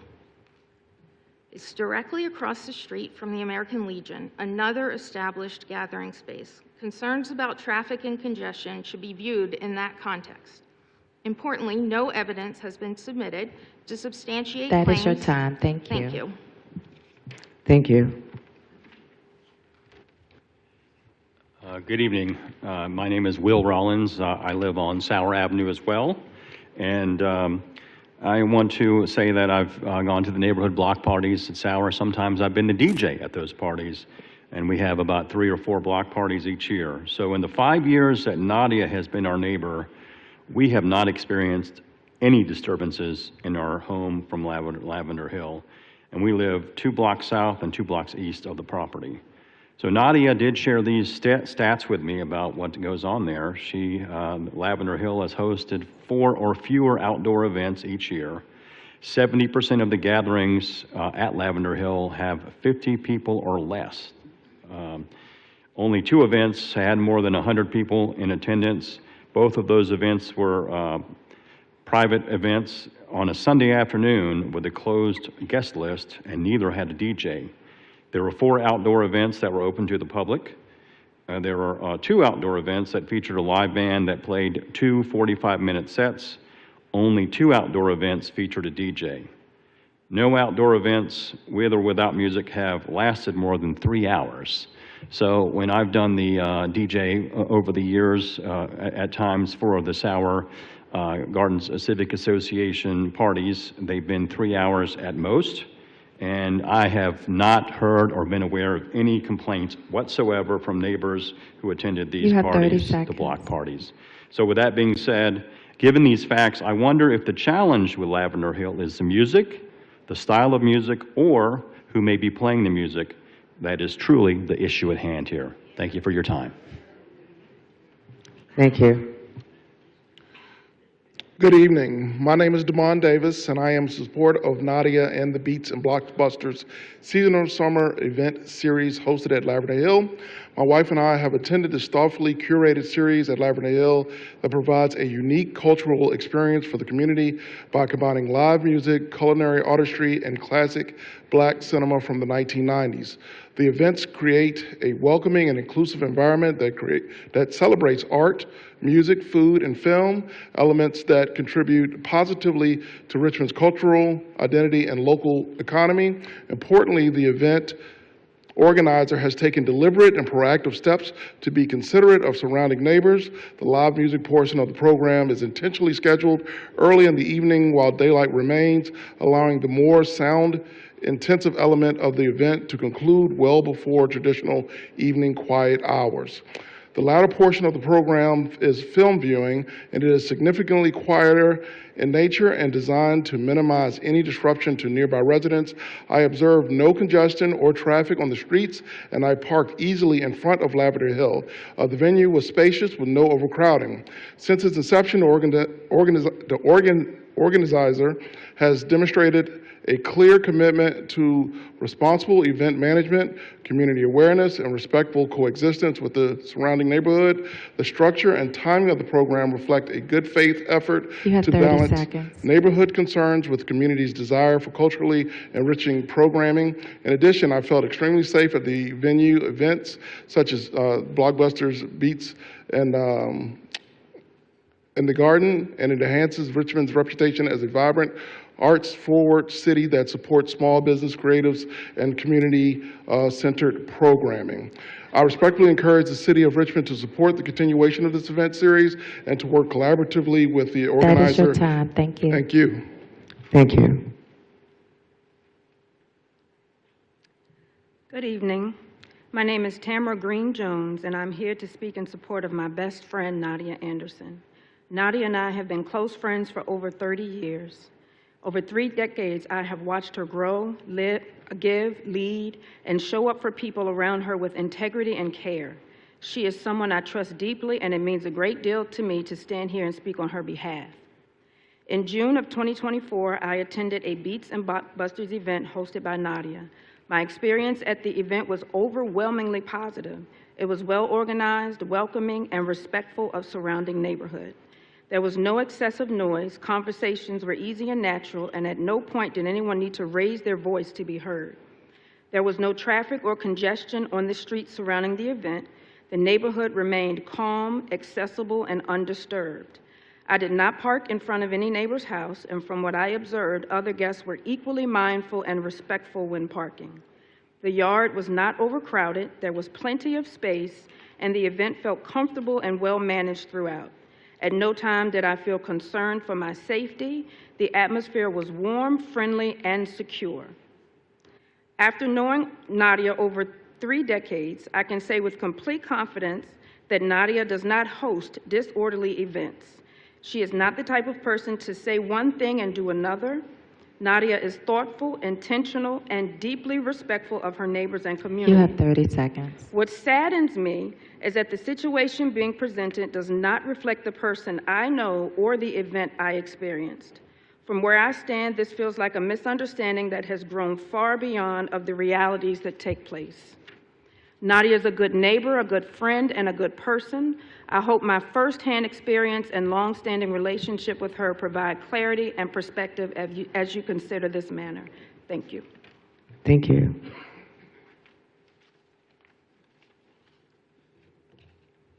Good evening, council members. My name is Aisha Sledge, and I'm here tonight not only as a professional photographer, but as a friend of 35 years to Nadia Anderson, owner of Lavender Hill. I want to begin by saying that what I witnessed at the Planning Commission meeting was deeply troubling, not just for Nadia, but for anyone who believes in fair and transparent process. There was no clear understanding of what standards applied to her property. Zoning staff were unable to answer questions posed by the commissioners. Supporters were spoken over while trying to share lived experience. And neighbors described impacts that frankly do not align with what I have personally seen. And I've seen a lot because I photographed many events at Lavender Hill. I photographed a wedding there in May of 2022. There was no excessive noise. There was no DJ, no dance floor. The music was conversational and guests could hear me clearly giving instruction while posing for photos. I photographed her father's 73rd birthday party in 2024. Guests were dressed in their Sunday best, many of them senior citizens. It is inconceivable to suggest that this gathering created a disturbance to the neighborhood. In 2025, I did not shoot any outdoor events at Lavender Hill, but I did work with Nadia at the Virginia Union University Legacy Awards Gala at the Richmond Convention Center. Over 600 guests, co-hosted by the mayor, Danny Avola, executed with professionalism, style, and precision. We also worked together on an MLK breakfast last year with over 700 guests, and we'll do that again this Friday. She is poised, conscientious, and excellent at what she does. I would show you what she handed out to all of her supporters as a list of instructions on how to That properly is your time. Thank behave. you. Thank you. Madam President. Did you leave the list?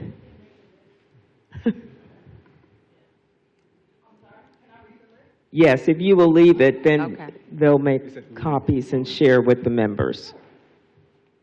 Thank you. Madam President, council members, my name is Michael Jackson. I am here to read a statement on behalf of someone who could not continue with the meeting. My name is Carla Sookins, and I'm here to speak today on behalf of my god sister, Nadia Anderson, and her application for a special use permit. Having witnessed Nadia's professional journey firsthand, I can speak confidently to the high standard of excellence she brings to everything she does. Nadia does not just host events, she curates sophisticated affairs that contribute to the cultural and social fabric of our community. One of the primary concerns with any gathering space is the conduct of the attendees. I want to emphasize that Nadia's clientele is a reflection of her own values. Her events consistently draw educated, professional, and well-spoken individuals who prioritize decorum and respect for their surroundings. Neighbors have expressed concern about porta potties. Nadia was disappointed that the trailer that she normally rents was unavailable and helped and I helped her find the company that provided the porta potty that she used. It was very clean, and I spent $100 putting lavender scented sachets, a mirror, and flowers inside and outside of the unit. This should not be cause for concern. In her past ventures, Nadia has proven her ability to manage sophisticated atmospheres, ensuring every detail is refined and upscale, respectful environments, maintaining a crowd that values the neighborhood and the venue, professional oversight, running a tight ship where safety and elegance are never compromised. Nadia is looking to provide a space for meaningful, high-quality celebrations. I have no doubt that her business will be an asset to this city, bringing in responsible patrons and maintaining the prestige of the area. I wholeheartedly urge the council to approve her permit. Thank you for your time. Thank you.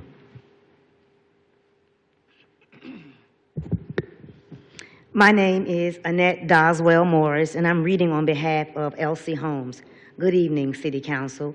My name is Elsie Holmes. I've been to 3 events at Lavender Hill. My first was August 2021. My daughter and I attended an outdoor dinner. We were able to have a conversation without yelling, with the music playing and other guests in the yard. March 2023, I was invited to a jazz birthday brunch, which was indoor, and again, I never had to raise my voice to carry on a conversation or ask my friends to repeat what they said. May 2025, I was a guest at a high school graduation held on the property of Lavender Hill. We flowed inside and outdoors. The guests were a mixture of young adults, children, and adults. Again, I would carry on a conversation without hollering, and we were able to move around smoothly. I've never felt crowded or unsafe while on the premises. I can always find a parking space that is not in front of anyone's home, never having a police officer or neighbor come to complain about the noise level while I was at an event at Lavender Hill. I, with respect, ask that City Council view the facts regarding events at the Lavender Hill to decide how to vote. Sincerely, Elsie Holmes. Thank you. Good evening. My name is Beverly Epps. I'm a member of Second Baptist Church, West End, where Nadia Anderson and her family are also members. I will be reading a statement on behalf of Valerie Gilbert, who is a resident of Richmond and also a member of Second Baptist Church. As a resident of the City of Richmond's 3rd District for over 60 years, I would like to take this opportunity to express my support for Lavender Hill, a unique event space located near the Willow Lawn community in Richmond City. This property has a rich history of hosting businesses, including 2 previous enterprises before its current incarnation. Lavender Hill offers an atmosphere conducive to various types of gatherings, from meetings, office space for independent workers, to small celebrations in a beautifully designed environment. The enclosed outdoor area enhances the experience, allowing for events where guests can enjoy individually tailored music through headphones, creating a serene atmosphere. With soft jazz melodies playing during other events, Lavender Hill truly lives up to its name, providing a modern and calming vibe that is both welcoming and aesthetically pleasing. And as a resident, I've appreciated the positive impact Lavender Hill has brought to this city, and I look forward to more events on Commonwealth Avenue. Thank you. Thank you.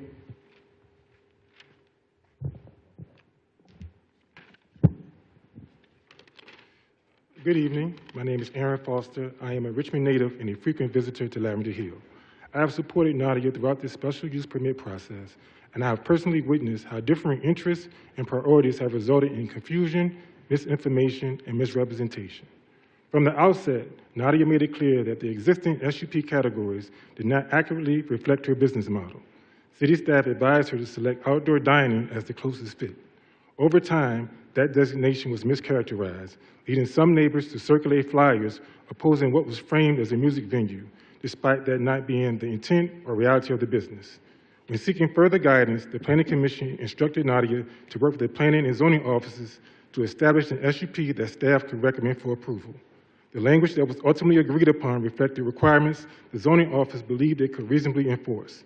At the same time, language proposed by Nadia, such as tiered capacity limits that more accurately reflected her business operations, was removed. She was told not to proceed to a Planning Commission meeting until staff recommended approval, only for the Planning Commission to later recommend denial because staff could not satisfactorily answer the Commission's questions. During that Planning Commission meeting, Councilmember Robinson acknowledged that Nadia had done everything she was asked to do and that, quote, didn't speak well of the integrity of the system. Councilmember Breton expressed a desire for agreement from the 4 households located within 100 feet of Lavender Hill in order to obtain his support. Of those 4 households, only Mr. and Mrs. Bragg were willing to engage in a conversation with Nadia. You have 30 Of those seconds. same 4 households, Mr. Bragg was the only individual to raise a noise complaint related to a live band at Lavender Hill event back in 2024. Since that conversation, Nadia has not hosted another event with a live band. Despite their conversations, they could not agree on what constitutes a large event because Mr. Bragg was unwilling to agree to any number larger than 30 people. In interactions with other neighbors, it became clear that many were not interested in dialogue. Numerous emails opposing SUP claimed that Nadia had not That is reached your out to time. them. Thank you. Thank you so much. Thank you.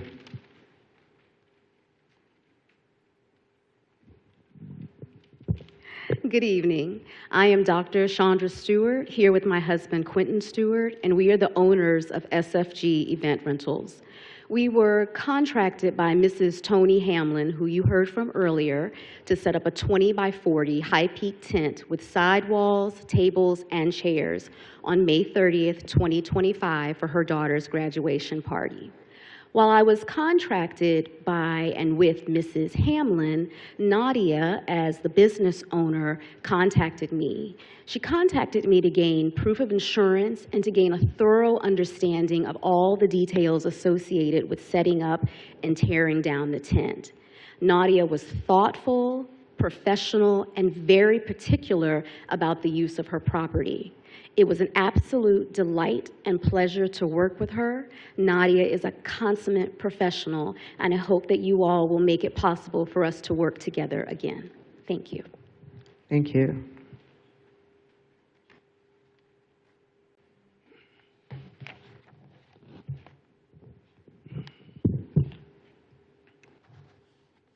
Council President and council members, my name is Brother Matthew Muhammad. Sir, can you raise the mic?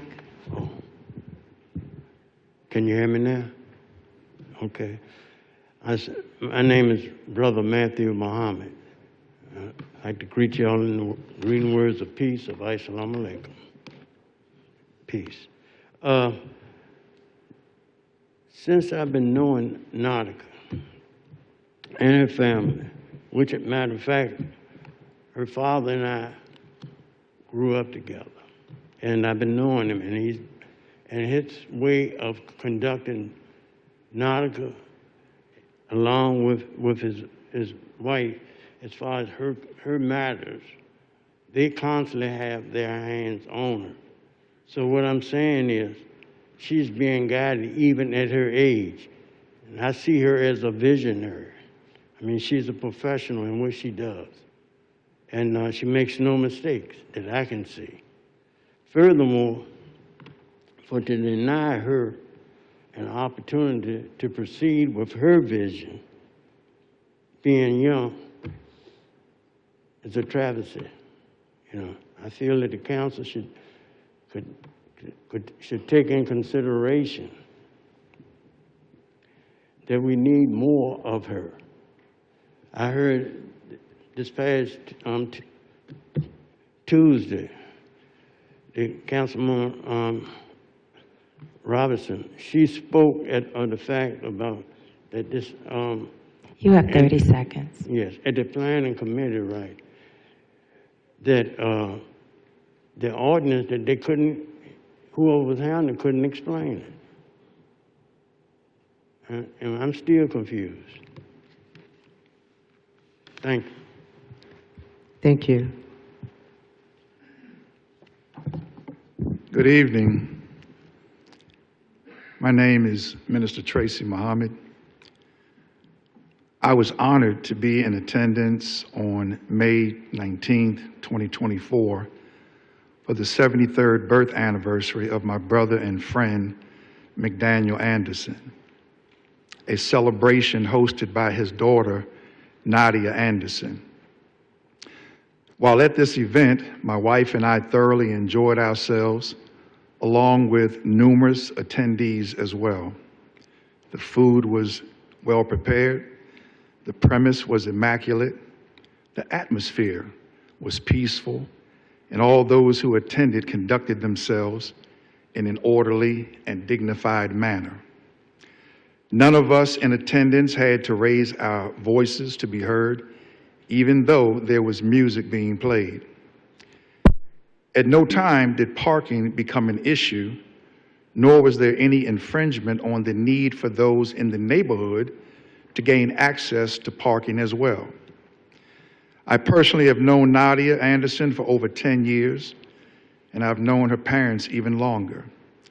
Nadia is a good person, industrious, intelligent, articulate, thoughtful, and kind. She, along with her parents, are an asset to the city of Richmond. As a woman of color, an entrepreneur, and a minority business owner, I need not express to this council the daily challenges that Nadia faces. I believe her struggle, as well as her desire to stay in business, is something that should be applauded, encouraged, and supported by this council. That is your time. Thank you. Thank you. Thank you.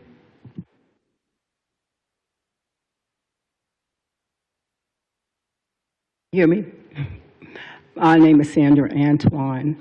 I'm no stranger to this space, but I do rise today as a member, as a political action chair for the Richmond chapter NACP, but I'm also joined by our president, James J.J. Minor.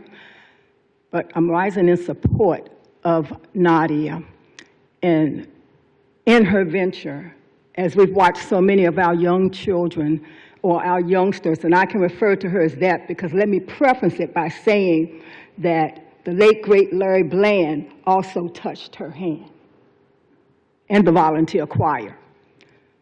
The discipline, making sure that you're doing things in decency and orderly is what we were taught as members, but our children were taught as well. It's really sad when we see our young children as they attempt to achieve some level of support and to be able to stand on their own when they are pushed back.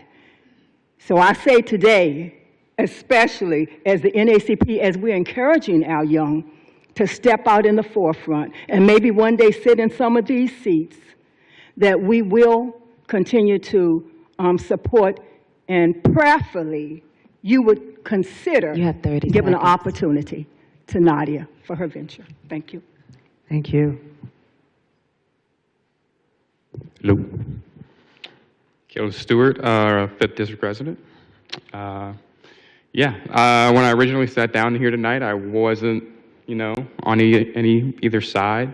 Then the opposition stood up, and then the pros stood up, and just visually looking at the crowd, there was a difference between them, and I think anyone with eyeballs could see it. And I just looked up some information about the neighborhood while I was down there, and just give you a little history. Sauer's Garden was developed in the 1920s by C.F. Sauer, the spice magnate. Spices are those things we put on our food, opposition. At a time when Richmond was pioneering racial zoning. Unlike older parts of the city that were mixed race by necessity, Sauer's Garden was built as a streetcar suburb intended specifically for affluent white families. Developers use restrictive covenants, clauses written into property deeds that legally forbade the sale of homes to anyone who was not Caucasian. These were standard in Sowers development and ensured that the neighborhood remained a white enclave. Also, the gentleman involved in the redevelopment of Richmond's zoning back in the day. Richmond hired the influential city planner, You have Harlan 30 Bartholomew, seconds. to draft a master plan for the redevelopment of the city. Bartholomew was a segregationist who advocated for zoning laws to prevent the movement of Black people into finer residential districts, including Richmond. I don't think the opposition individually on a person-to-person basis is wrong. I think their concerns are valid. I think that is your they time. are Thank you. participating. That is your time. Thank you. Thank you. Madam Clerk, I believe there is someone on virtually. That is correct. Ms. Mitnock, if you can see if you can unmute your device and provide your comment at this time.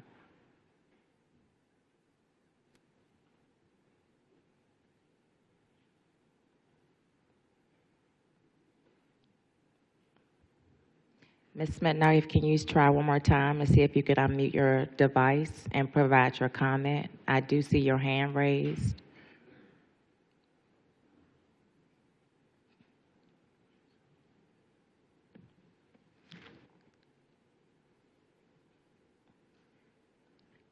Ms. Mitnock, we're not actually hearing you in the chamber. We have tried a couple of times. If you could, let me try one more other thing, but we're not actually hearing your comments in the chamber.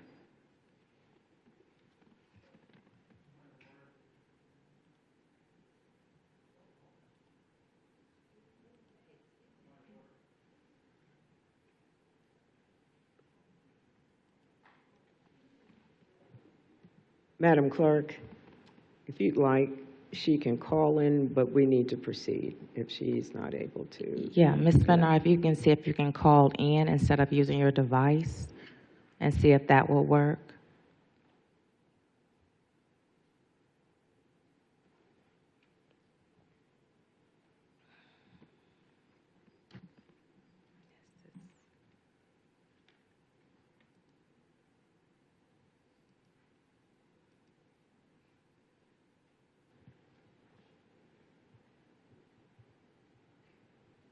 Madam Clerk? I just made someone a presenter. I'm not sure if that's Ms. Mitnock, if that's you that's actually speaking.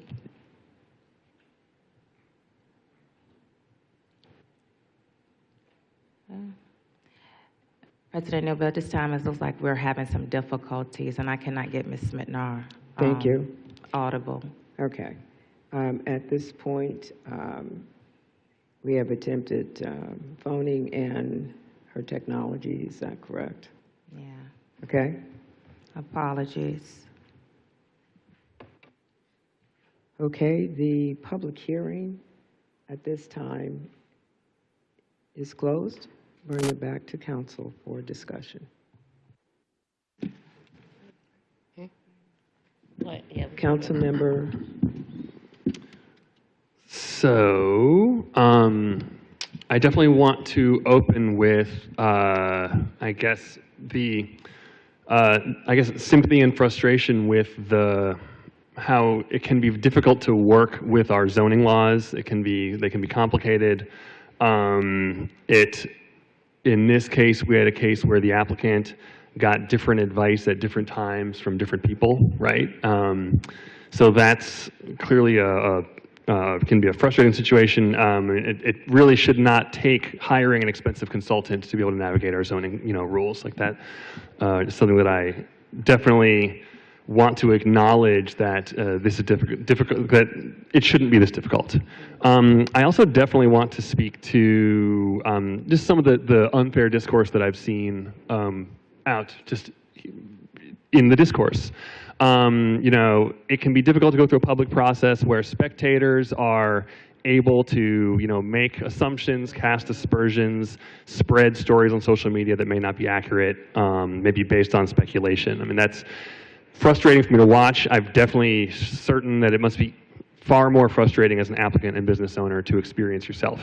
And so that is also, an unfortunate part of the situation here. And it can really feel like this is like we're voting on the applicant's character, right? Which we do not want to do. If we did, I would vote the applicant has a very strong character. I would vote that the applicant has, very strong ethics, morals, attitudes towards, collaboration. But we are, right now we're voting, well, I believe we're voting on the application itself and the terms of the application. I do have to say that I do believe the terms in the application are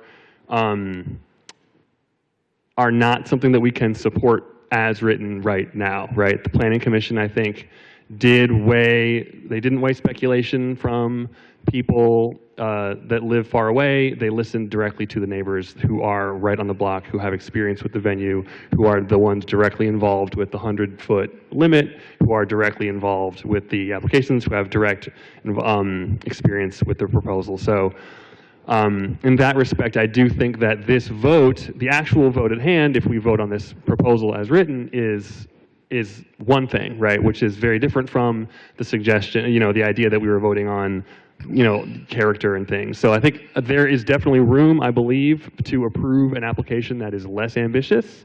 Unfortunately, we have not been able to find what that compromise could be.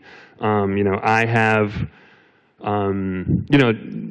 done some work in the neighborhood to try to do that. I've offered a continuance here. I would still, offer the possibility if the applicant wanted to continue to negotiate with the neighbors for a reduced scope. 52 events, amplified music till 9 p.m. 5 times a month is, given the position of the thing, is what we're voting on. But I would be absolutely open to a continuance to negotiate a different arrangement if that was something the applicant wanted to do.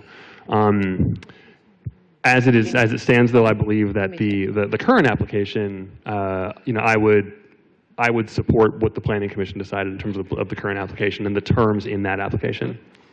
So, Mr. Breton, as a point of clarification, you would support a continuance for the express purpose of convening conversation to look at the terms that might be acceptable, community developer, is that, I want to be clear.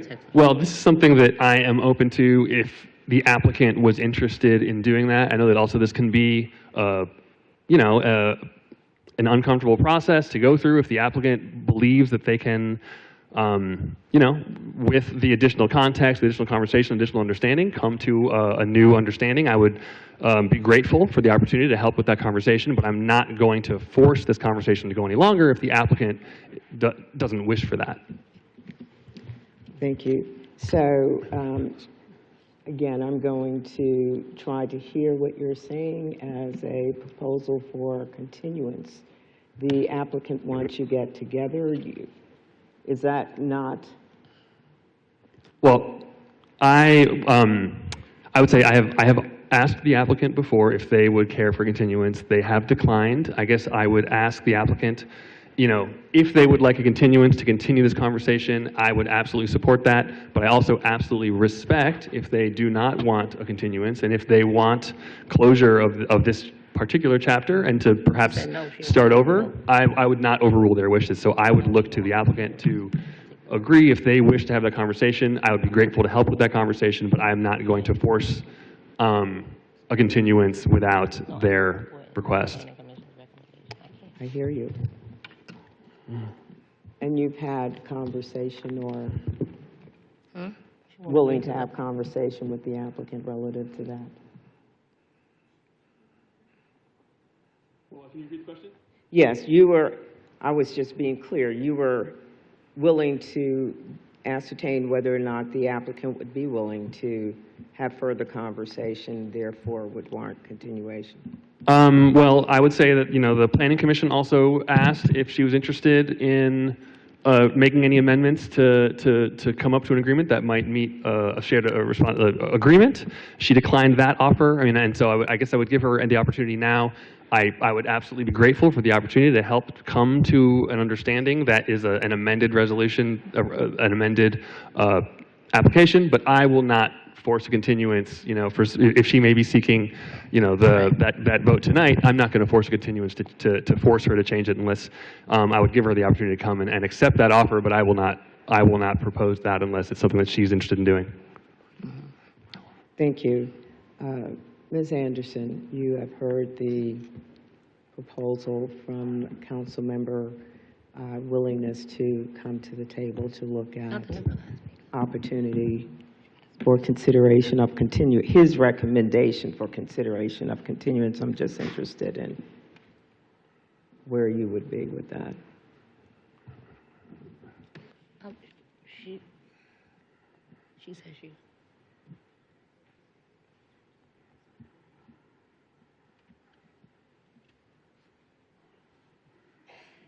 May I ask a question? Is the conversation contingent on the agreement of the 4 neighbors across the alley? The conversation will be what is arrived at by virtue of folks coming to the table, community representatives, our council representative, yourself, and whomever else, to see what, if possible, could be a real path forward. Mm-hmm. I've been flexible and patient for 20 months. During the process, I've been repeatedly mishandled by city staff. I've suffered emotional distress and increased monetary losses. The ongoing challenges have fostered mistrust and lost confidence rather than progress towards solutions. The neighbors have not demonstrated that they would like to hear from me, and therefore, I would not like to request a continuance to put myself in that situation anymore. I would like for the council to vote. Thank you. Councilwoman Jett, I believe I saw your light. Thank you, Madam President. And thank you to everyone that came out tonight and spoke and shared not just opposition, but in favor of this application. I had a couple of questions, but at this point, they don't really seem necessary. But I do want to speak to the fact that we as a council, we as a city, we are saying that we want a Richmond for all. And we are constantly shown that that is not what is actually happening. And I want to give an example of, and I was trying to find an article because I know it's out there, where we were ecstatic about being able to be on the grass outside of the amphitheater and hear music for free, hundreds of people. And then we bring forward a small business that is compared to this same example, where this major example incorporates police presence. We had to put signs, we had to close off the bridge, we had to do all of these things. And I, as a council member, understand the SUP process. I understand when we get in these spaces of, hey, the people have spoken.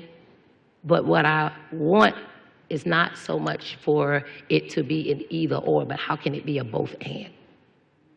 And the both and is when we are speaking specifically to small business. We have talked about it in the budget. We have talked about it in our affordable housing policies. We have talked about it in when we talk every day about the poverty of this city and how people can't afford to live here, and that the small businesses are the backbone of our community. And we can't even get behind a process that helps to employ people, to employ our community members, and to literally help us to move this city forward. And so I am not willing to support, only because I do not feel that the due diligence was done as a part of this application, because we've heard for 20 months, we've heard the back and forth, the lack of information or the lack thereof. And we also know that this is indicative to our small business communities, particularly Black businesses. They don't have the resources. They don't have what is needed to have handled this 20 months ago. And so how do we, as we noted, a path forward, and how do we represent a city for all? And I'm reminded of what my colleague has been pointing to for the last 6, 7 months, one city. How do we get there when we are not working in tandem with everybody? And I agree, like as a neighbor, you have a right to reserve how you want to live, where you want to live. But again, we are not looking at the way we move this city equitably. And this is given very socially segregated when you talk about entertainment, music, all hours of the night. This is not Shackled Bottom. This is not, these are folks coming together to support. And so I personally, when I think about what we support as it relates to events in this city and event spaces, I just think that this one was not handled with care. And I don't agree with the one-sidedness of what is actually going to happen, because again, it is very perceived. And to accept that is us also saying that we believe that what is being said is going to happen, and we don't know. And so we do need to hold people accountable, and we definitely need to have parameters around the growth of our neighborhoods, because this is part of the whole zoning code refresh issue that we're dealing with as well. So again, I had questions, but I don't feel like they're appropriate. I wanted to say that I will not be supporting, and as much as I value you, Councilmember Breton, you know, we have our things, and I know that you really did. He really tried to be amenable and work, and I also respect the applicant based off of understanding the harm, and we have to be real about that. And so I can't consciously support something when somebody has been harmed and then say it's okay. I cannot support that. So I will not be supporting this tonight based off of where we are and what we know has happened. Thank you. Vice President Jordan. Yes, I had just a question for Director Vonk, President Newbill, if that's okay. We have a lot of, I would say, situations not dissimilar in the 2nd District as well, where you have proximity between residents and businesses, block to block almost. And I think what we often hear is a fear of what comes next. We like this person, we have faith in her, she's doing a great job, but this change will be a perpetuity tied to this area. And I feel like we've been working towards solutions where it is tied to the operator. Is there nothing currently that could be done in this particular application? Thank you. Sure. That is correct. I will say that is one of the many limitations of our current code. In code refresh, we are looking at opportunities for more conditional use permits. That CUP then could have an end date to it.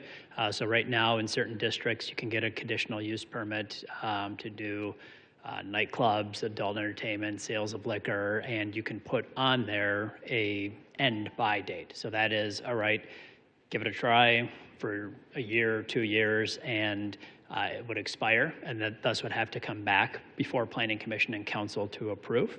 And so that way you could, I'll say, let a bad actor run their course, and it would not be successive with the property.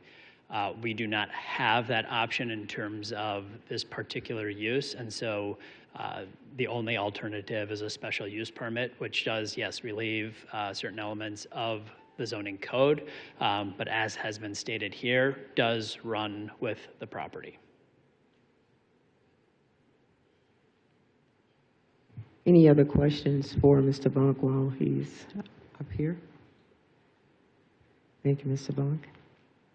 Councilmember Robertson. I have a question for Mr. Ball as well. I'm sorry, Mr. Vonk. I have a question for him. Yes.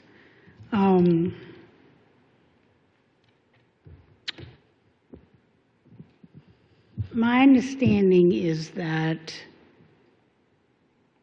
in order to vote on this paper,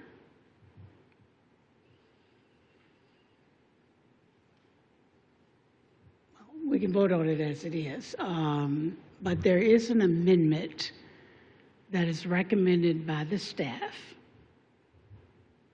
that would require the paper to be amended. Is that correct? Correct. In terms of the paper that was introduced, Right. staff would not recommend approval of that paper as introduced. Staff would support a paper that was amended with the conditions that were laid out in the new staff report and at Planning Commission. And would you share what those amendments are? Sure. Give me 1 second to pull up the staff report. And I think just in terms, if I could offer just a tiny bit of clarification in terms of this process, because I do agree. The special use permit process is tough. This project came to us through a complaint in terms of moving forward with uses that were not authorized. And so the applicant did apply and made a good faith effort saying, I want to get legal at the end of July of 2024. And when we talk about a special use permit process, very important to remember at the end of the day, council is the only body that approves or denies these special use permits. That comes from a recommendation from Planning Commission, that comes from a recommendation from staff. I will say that any person could apply for anything at any time, and I've said in terms of due process, they can bring that request forward. I think one of the things that we try and emphasize with our applicants is to help them understand what would gain staff approval with that. I cannot promise Planning Commission or council approval. And as you've seen, it all depends, but we offer those recommendations. And so when this paper was introduced, we said we as staff cannot support it, and the original staff report recommended denial. And that was based on conditions. And again, we talked to our colleagues within our department in zoning, permits and inspections, the building commissioner, public works, public utilities across the city to make sure that there's conditions in there that go back to the 6 criteria, health, safety, welfare. Where I'm going with this is that what we felt is there are some conditions we could, to the best of our ability, enforce. And those were conditions that we said, look, if these are in the proposed ordinance, we can write a staff recommendation in favor of it. Again, does not guarantee Planning Commission or council, but at least from a staff perspective, for our analysis, they met the bar of mitigating health, safety, and welfare concerns. So some of the things that were in there, right now as written, and again, continue to be in there, requirement of a site plan, a management plan. Changes that were made is it moves to a maximum of 52 event days per calendar year, not to exceed 5 per month. I believe the previous one talked about up to 3 per week. So 5 per month, they could happen 5 days in a row in 1 week, but you can do anything the rest of the month, understanding, there's some seasonality and things, but 52 outdoor events. And again, the emphasis is on outdoor events, and I think that's what's not permitted in the code and the concern we're talking about. 52 outdoor event days, no more than 5 per month. We adjusted the hours, can't start any earlier than 9 a.m., can't go any later than 10 p.m. As far as attendees, originally it was 150. We brought that down to 120, requiring a staff member present for every 50 attendees. When we talk about looking at some of these numbers, in talking and looking at what building codes provide, again, outdoors is a little different than indoors, but like spacing needs, that backyard is about 50 by 50. I know there's a shed, some trees. If you look at from a pure building code perspective, standing room only, technically 5 square feet per person, you get 500 people back there. We looked at being more conservative and saying, look, generally tables, chairs, things like that, puts it at about 15 square feet per person, comes up to like 167. We said 150. We came down to, the applicant asked for 150. We said 120. So 120, amplified music needs to stop at 9 p.m. Originally it was 10 p.m., needs to go to 9 p.m. And then again, requirements for a management plan to be submitted to the city. Okay, Chin. Yes. All of those items that you just articulated are required as a part of the amendment in the management agreement. Is that correct?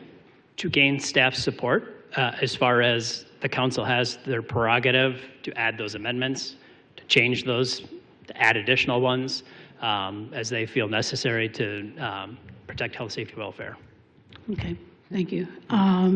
Thank you very much.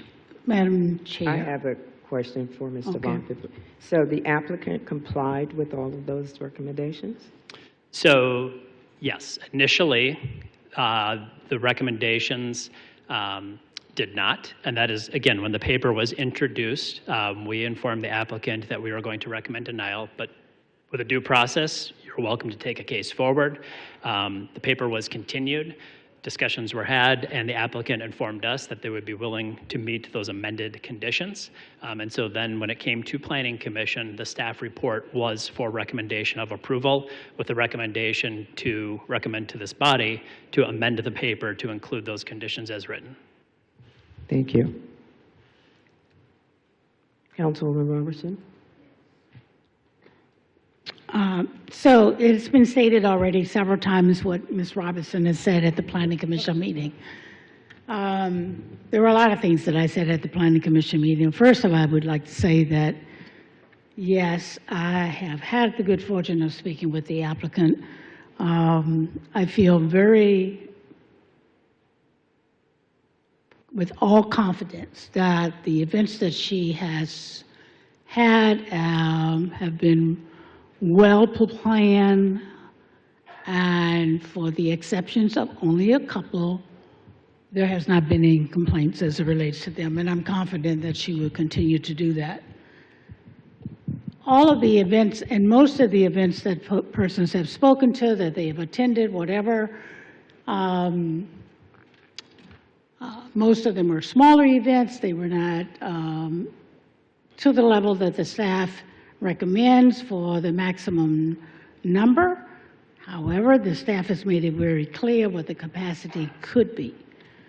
I've had discussions as it relates to whether or not there is some willingness to consider some concession as it relates to the number or the frequency or the size of the events. That is not acceptable by the applicant. We face challenges with SUPs every day. There's always a lot of pros and a lot of cons. And what we try real hard to do is try to get to a place where we at least are listening to the residents, and we are also being supportive of the applicant. Without a willingness to consider, other than the proposed recommendations that the staff has recommended, I wanted to be hopeful that we would have an opportunity to make some concessions, not change the scope of work that the business want to offer. Most of the events that I've heard mentioned, 30 people, 50 people, 60 people, 70 people, all of that sounds reasonable to me, very reasonable.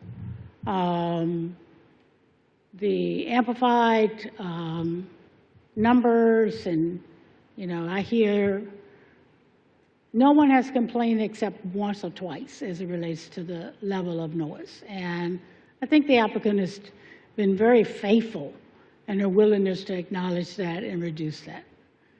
So I think there's a lot of will and willingness to give that the applicant has proven. And I would hope that we could get to a place of an agreement that would be a little bit more palatable for all. However, tonight, Madam Chair, we cannot vote on this recommendation of the staff without supporting this paper being amended with the terms and agreements that have been agreed to being brought back to us, because at the current time, the ordinance does not include that. And for us to vote this ordinance up or down, it excludes the terms and the conditions of that amendment. So I would offer a friendly motion that we continue the paper, amend the paper, bring the amendments back to council, and we can make a determination based on an amended paper that meets the recommendations that have been proposed by the staff, or additional amendments if such happens. But right now, without the amendment to the ordinance, we do not have a full paper.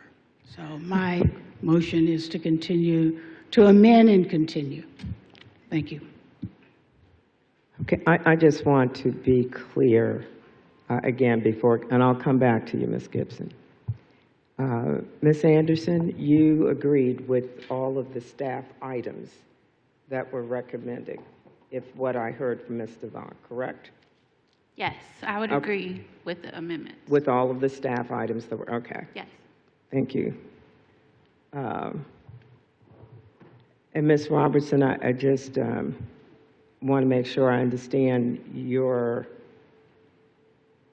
well, let me go to Ms. Gibson. I'll come back, because then we'll make a round and try to get closure here.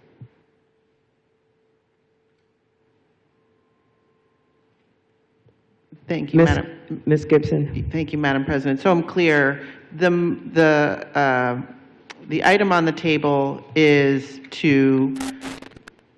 is essentially to vote to approve the Planning Commission's recommendation for the SUP as it's written, but it doesn't include the amendments. So what we would be putting on the table is to continue and amend the paper that we have before us, because Ms. Anderson has indicated her compliance and agreement with staff. Recommendation is what I would say we're looking to do in this moment. So I understood that. So I just want, if we continue the paper, then a new paper will come forward that has the recommendations, the suggested changes, and then it would come to the body with a recommendation for approval. Do we have a sense of how the community feels about the amendments that have been proposed? I have not, I mean, we don't have that before us. I mean, they would have opportunity to come and certainly speak to any paper that's before us. Mr. Breton, well, Ms. Gibson, please finish, and then I'll go to Mr. Breton. I mean, I certainly would approve allowing the continuance to happen. If the motion needs a second, I'm happy to provide it. If someone else wants to second the continuance, that's fine too.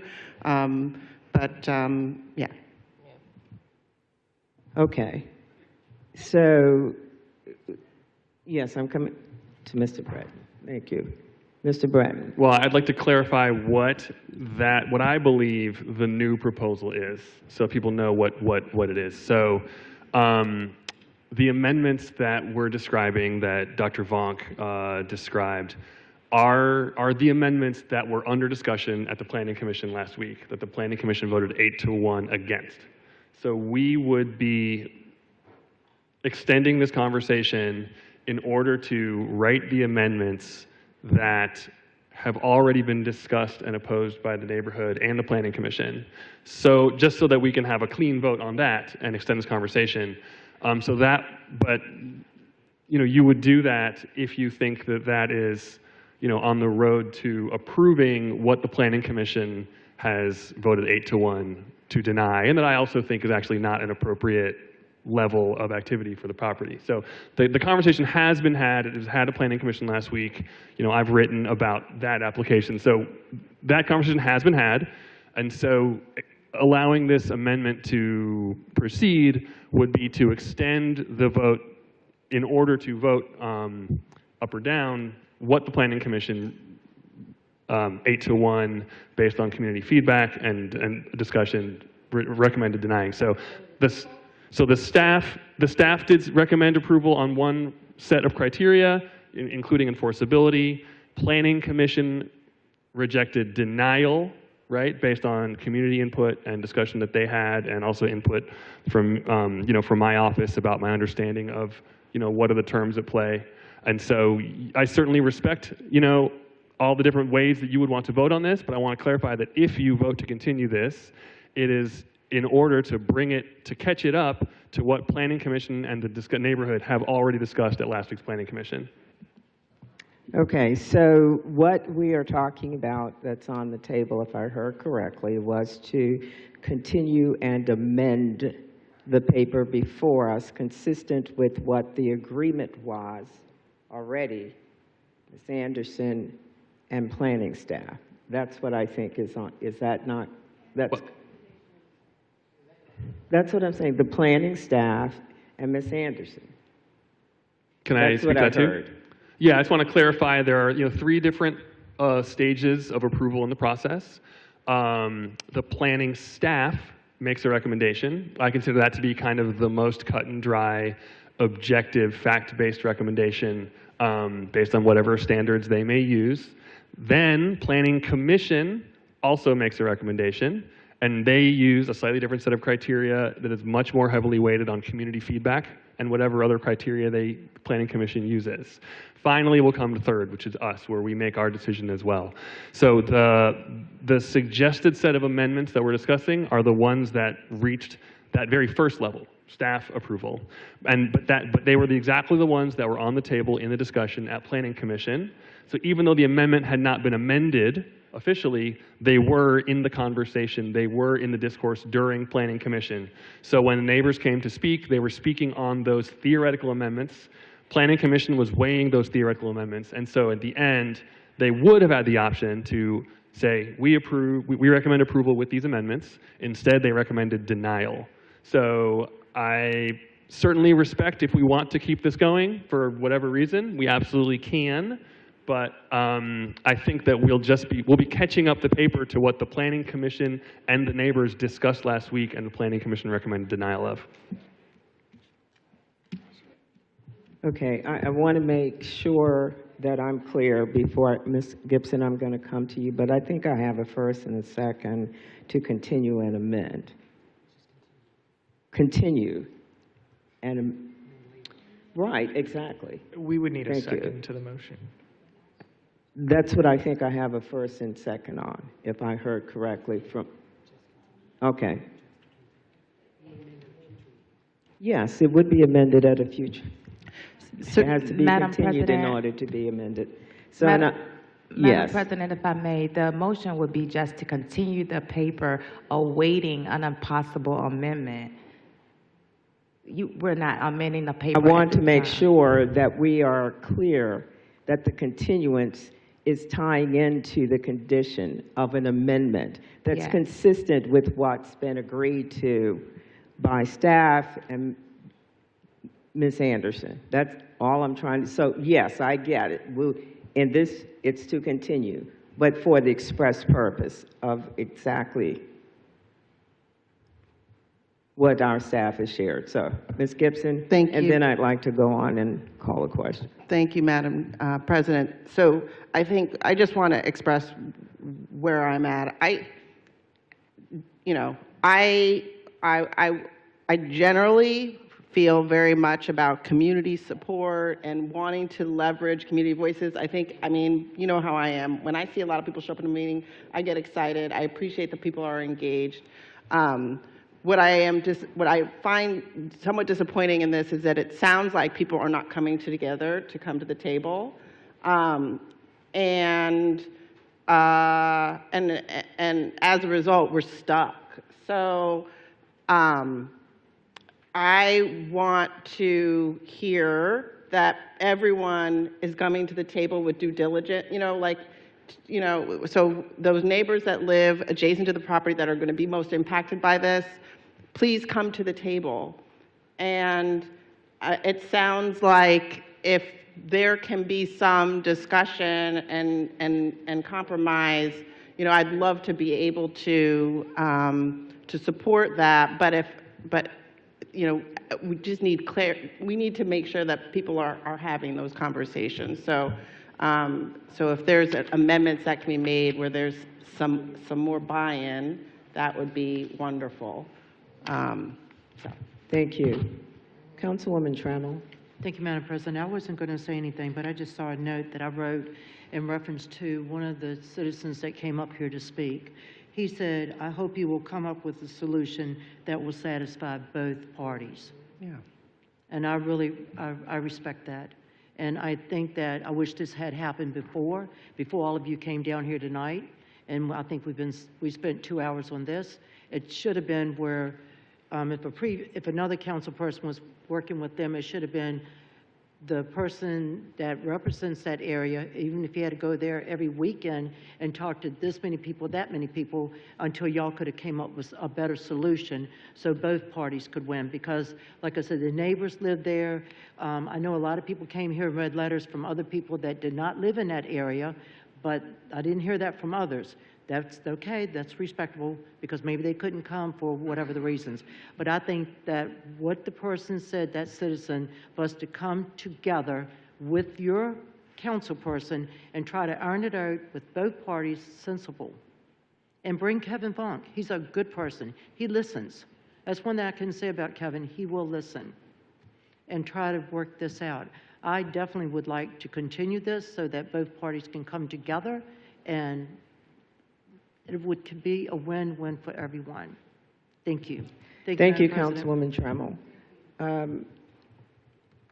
At this point, what we have on the table is certainly the continuance with the intent to have an amendment, but continuance, and certainly with the council member for that district being key in those roles and discussions, and us deferring and looking to work with and take your leadership for meetings, et cetera. So with that, Madam Clerk, I'm going to ask you to call the question. Council is now voting on a motion to continue Ordinance 2025-215 to the January 26th council meeting awaiting amendment. Mr. Breton? Aye. Ms. Gibson? Yes. Ms. Jones? Aye. Ms. Robertson? Aye. Ms. Trammell? Aye. Ms. Abubakar? Aye. Vice President Jordan? And President Newbill? Aye. That motion has been approved. That paper will be before you again on January 26th. Thank you. And again, I just want to, I want to thank everyone who came down, but I also want to thank in advance the council member who will be working with all concerned to get us to that next place. So thank you. Thank you, Ms. Anderson, and all of those who are here, Mr. Vonk. And Madam Clerk, next item. The next item is Resolution 2025-R050 to request that the mayor, one, propose an annual budget for fiscal year 2027-2028 that recommends a real estate tax levy of $1.16 per $100 of assessed value as a means of tax relief for residents who pay real estate taxes and as affirmation of the city's commitment to live within its fiscal means, and two, provide estimates of additional revenue and planned expenditures if the real estate tax levy for fiscal year 2027-2028 or $1.20 per $100 of assessed value. That paper is before the council. Thank you. Members, I have received a request to continue that paper. Second. Madam President, for how long is the continuance requested? Say again? How long is the continuance being requested for? Until the next meeting. Thank you. Did you get a first? I know we have a second. Second. We need a first, I think. We need, as long as we have I'll be first the and first. second. I'll move that we continue it to the next meeting. Second. Thank you. Council is now voting to continue Resolution 2025-R050 to the Monday, January 26th council meeting. Mr. Breton? Aye. Ms. Gibson? Yes. Ms. Jones? Aye. Ms. Robertson? Ms. Trammell? Aye. Ms. Abubakar? Aye. Vice President Jordan, and President Newbill. Aye. That motion has been approved, and that paper will be before you again on January 26th. Thank you, Mr. Clerk. At this point, I believe, if you would, Madam Clerk, move forward. We have a few items still to continue with.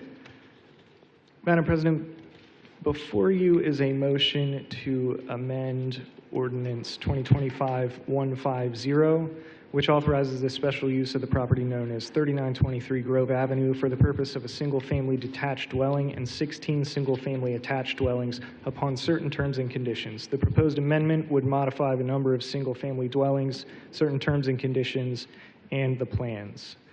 Councilor Abubaker, would you make a motion to amend and continue ordinance number 2025-150 to the Monday, January 26th council meeting?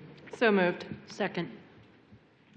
Council is now voting on a motion to amend and continue ordinance 2025-150 to the Monday, January 26th council meeting as stated. Mr. Breton. Aye. Ms. Gibson. Yes. Ms. Jones. Aye. Ms. Robertson. Aye. Ms. Trammell. Aye. Ms. Abubaker. Aye. Vice President Jordan. Aye. And President Newbill. Aye. That motion has been approved, and that paper as amended will be before you again on January 26th. Next is a motion to amend and consider Resolution 2025-R043, which requests that the CAO cause the Department of Finance and Department of Housing and Community Development, in coordination with other relevant city departments, to conduct an inventory of existing city programs and initiatives that mitigate displacement, to assess their effectiveness, and to report findings and recommendations to the Council within 120 days. The proposed amendment would modify the deadline and scope of such report and recommendations. Councilor Jones, would you make a motion to amend Resolution 2025-R043 as stated?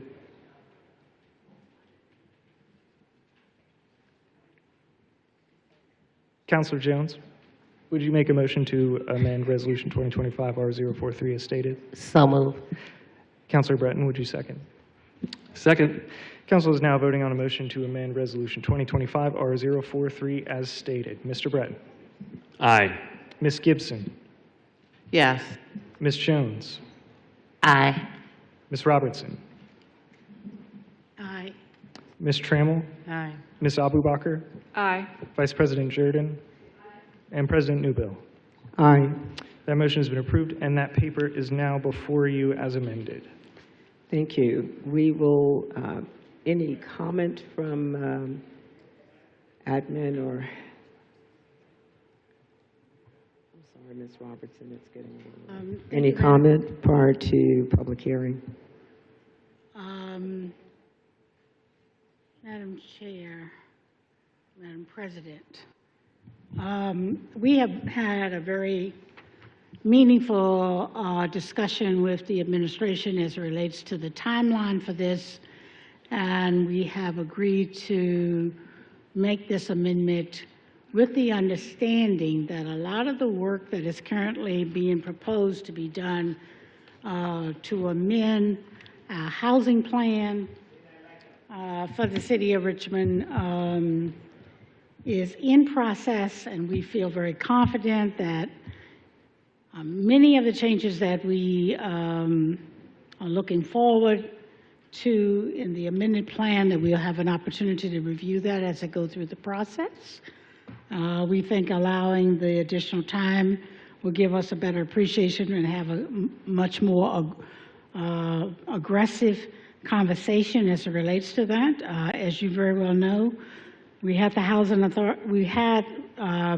opportunities made equal to do this disparity study for us as it relates to displacement in the city of Richmond. Very profound report that we received, and we have not acted on it, and this gives us an opportunity to act on it. As a part of our initiative to address our affordable housing crisis in the city of Richmond, displacement is a major, major, major issue. And so, whereas we had hoped that we would move forward with the original paper, we acknowledge that there is value added with the extension of the time, and I would ask my colleagues to support the amended paper. Thank you. Thank you, Councilmember Robertson. Councilwoman Trammell. Madam President, exactly what is she talking about? Is she talking about homeowners too that are going to probably end up losing their homes once, probably in 2027 when we get really hit with these real estate taxes that, you know, when people got to pay, when they're going to double because this year they're going to freeze? I mean, is she not talking about homeowners that support everything that comes before us, like the homeless, this and that, everything? I don't fully understand. Is this what she's talking about, this thing that we got right here with all these, I don't know exactly what it is? Sure. Because we get all this stuff thrown us at one time, and then it's like, okay. But I want to make sure that we are going to talk about these homeowners, like was down here tonight, also in my district that I represent. Wait a minute. Yeah. I represent some of the oldest population. I can give you Brookberry, Adams Park, Phase 1 and 2, Cherry Garden, Cullenwood, my community, Blackwell, Oak Grove. Want to name some more? The senior place? Okay. I have a lot of seniors that are struggling right now. I've got 2 people that have texted me tonight and asked me, could I get them some food? But anyway, and they're homeowners. They're homeowners. So let's not forget the homeowners that are the backbone of this city, that have stayed through the good, the bad, and the ugly when we had 165 homicides in this city. I think that we would all concur that we are committed to our seniors and homeowners. We talk about them, do we? No, we in this instance, I'm trying to get to this item, and then we'll get to a place where we talk about affordable housing and how we address. Okay, we'll talk about that in 2 weeks when we talk about our tax paper between Sarah, me, and Stephanie. List who And comes there are on other board strategies and as helps well, us, so helps thank us you. reduce the real estate tax by just 4 cents. Councilmember Robertson, can I ask you to go back to that paper to provide additional response to? I will put forth my best effort, Madam President. This paper is about displacement. And it is based on findings of a report that was done by Housing Opportunities Made Equal that presented us with detailed information of how homeowners have been displaced from the city of Richmond. The effort of this paper is long overdue, and it does not limit itself to any homeowner or renter, but it is specifically driven by the data and the research that has been done and documented, that has been presented to this council on more than one occasion, of the number of homeowners that have been displaced, with the highest percentage being in the 3rd and the 5th district, which happens to be our swing district, voting districts of the city of Richmond, that greatly impact whether or not certain candidates even have an opportunity to acquire sufficient votes from 5 districts. So, no question about it. Appreciate Ms. Trammell's concern as it relates to homeowners. Absolutely, homeowners are the ones that are greatly being impacted as well as others. I hope that addressed the question, Madam President. Thank you. With that, we'll proceed to a public hearing. This is hopefully ending up with information that helps us mitigate the impact of displacement of folks in our city. Do we have folks present desirous of speaking in opposition to this paper? Do we have persons present desirous of speaking in favor of this paper? Seeing neither, bring it back to the body for discussion. Any further discussion, members? Seeing none, I will actually call the question. Council is now voting on Resolution 2025-R043 as amended. Mr. Breton? Aye. Ms. Gibson? Yes. Ms. Jones? Aye. Ms. Robertson? Aye. Ms. Trammell? Aye. Ms. Abubakar? Aye. Vice President Jordan? And President Newbill. Aye. That paper, as amended, has been adopted. Thank you. The papers to do with taxes were continued, so they will come up at next council session. I thought I heard something about tax. This does not speak to this that doesn't speak to this particular paper. Madam Clerk, next, please. The paper for expedited consideration this evening is Resolution 2026-R001 to appoint Foster Curtis to serve as Inspector General. I will need a motion to expedite consideration of this paper. So move, Mr. Clerk. Vice President Jordan, will you make that motion? Councilor Breton, will you second? Second. Council is now voting on a motion to expedite consideration of the proposed resolution as read. Mr. Breton? Aye. Ms. Gibson? Yes. Ms. Jones? Aye. Ms. Robertson? Aye. Ms. Trammell? Aye. Ms. Abubakar? Aye. Vice President Jordan? And President Newbill. Aye. That paper is before you for consideration. Thank you.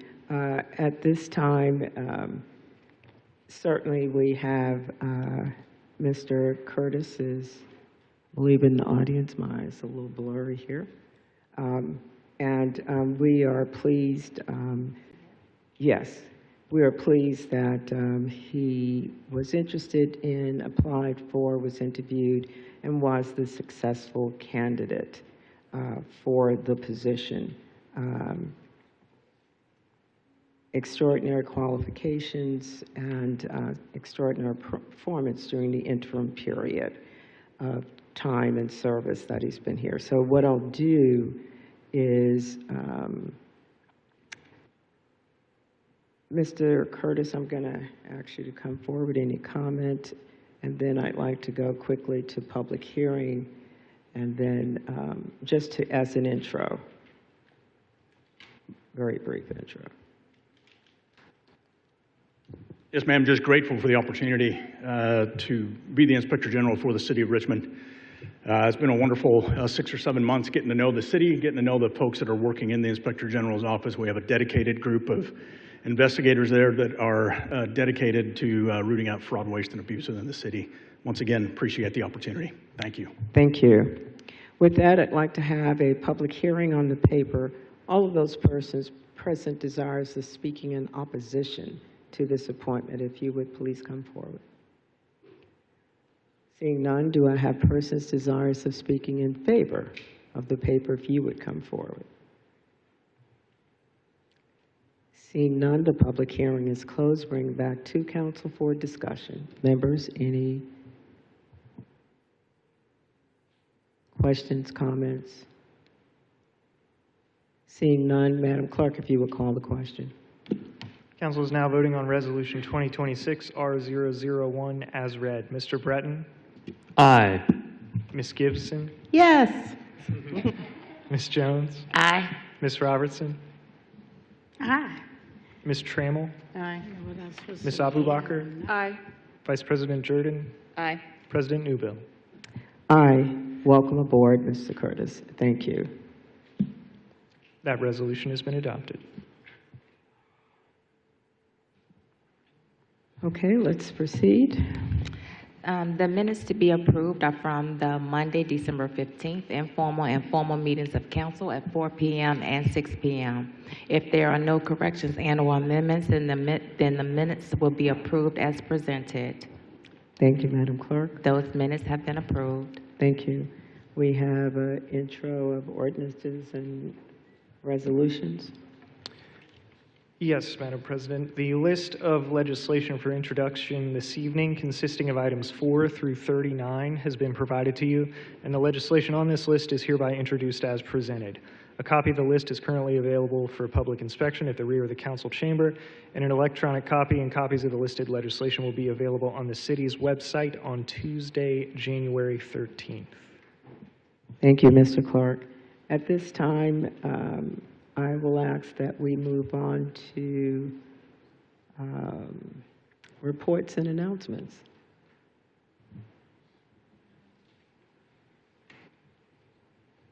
Mr. Breton. I just want to announce that our next town hall will be February 25th. Read my newsletter for the location of Mary Mumford or the VMFA. Thank you. Councilwoman Trammell. Thank you, Madam President. I'll be short. A lot of people text me, no, we're not going to have any more meetings until our next meeting will be the second Thursday, and that will be March let me see, I think it's March the 12th. Yeah, it'll be March the 12th, 6 p.m. to 7:30 p.m. at the Satellite, 4000 Richmond Highway. If you have any questions, you can call my home at 804-233-7382. Call my personal cell at 804-240-5050. Please remember to have a working smoke alarm. These smoke alarms will save your life, and they are free. If you can call 646-1526 or go to the nearest fire station. They will come to your home, and they will put up the smoke alarm for you for free. We do know that smoke alarms, if they're working, they will save your life, your pets, and probably the house next door, too. So please take advantage of this while it's free. Thank you, Madam President. Thank you. Councilwoman Abubakar. Okay, it's hot, and I think we are all getting kooky, so I'm going to be very quick. Just wanted to first say thank you to everyone who showed up last week and to Director Vonk and Director Morris for coming to our district meeting around code refresh. I think we got a lot more clarification, and we collected all the questions, and we are going to be over the next 3 weeks in our newsletter answering any questions that were not answered at that time by Director Morris or Director Vonk. I also just wanted to shout out the fire chief, Chief Siegel, and all the firefighters who came out last week to do a fire prevention walk in the 4th District after unfortunate death in a fire 2 weeks ago. And the number one thing that the Chief Siegel mentioned was exactly what my colleague always mentions every meeting, which is that prevention with a smoke detector is the best thing you can do. So if you need a smoke detector, call the fire station or call Councilmember Trammell. She'll get you one. Thank you. Councilmember Gibson.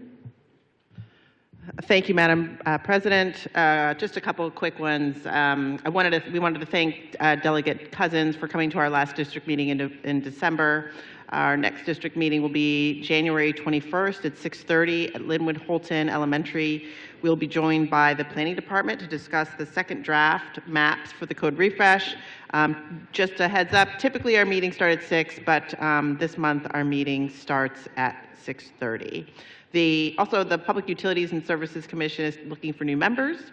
So this commission advises the city on everything from natural gas and drinking water to how Richmond can equitably transition away from fossil fuels in alignment with our climate goals. It's one of the city's most active and impactful commissions, and it's currently recruiting for 4 vacancies. Deadline to apply is March 15th, and you can apply on the City of Richmond website.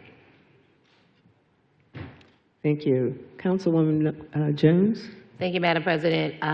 Tuesday, January 13th at 6 p.m. at the main library, the Office of Minority Business Development is hosting a workshop focusing on business fundamentals from ideation to a one-page lean business plan. This interactive session is to equip you with the tools and knowledge needed to craft a one-page business model. Contact Debbie Jackson at debbie.jackson2@rba.gov to sign up. This Thursday, January 15th at 6 p.m. at the Southside Community Center, we are hosting our first 9th District Town Hall meeting of the year. This meeting will focus on setting the tone for our town hall meetings for the rest of the year, and I look forward to hearing your input. Thursday, January 22nd from 6 p.m. to 8 p.m. Also at the Southside Community Center, we are hosting the 9th District Code Refresh Community Meeting alongside with the Code Refresh team with updates, conversation, and Q&A. Bring a neighbor for this important conversation. And also, at the Southside Community Center, there are exciting things happening. Basketball registration is open for boys age 5 to 15 and girls age 5 to 6 or 9 to 11.